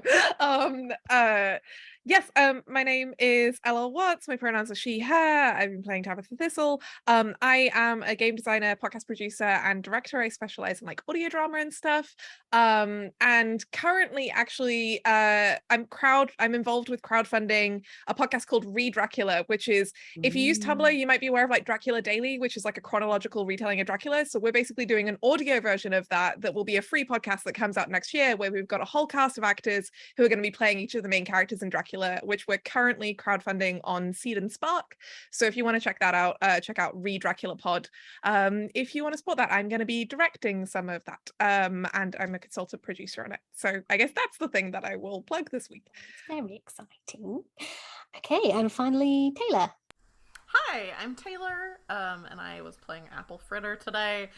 You can find me on Twitter, Twitch, YouTube, all under the same handle, which is Roll4Felicity. On Twitch, I do video game streams, and then I also run one-shots, usually 2 to 3 per month. This month, I just did Basic Witches, which is still on Twitch. I think it's not up on YouTube yet. And then coming up, I have this Saturday, my friend is guest running a game that they wrote called Totally Normal Human Roommates, which if you like things like What We Do in the Shadows, that's like kind of the same vibe. It's not only vampires, but it's other monsters as well.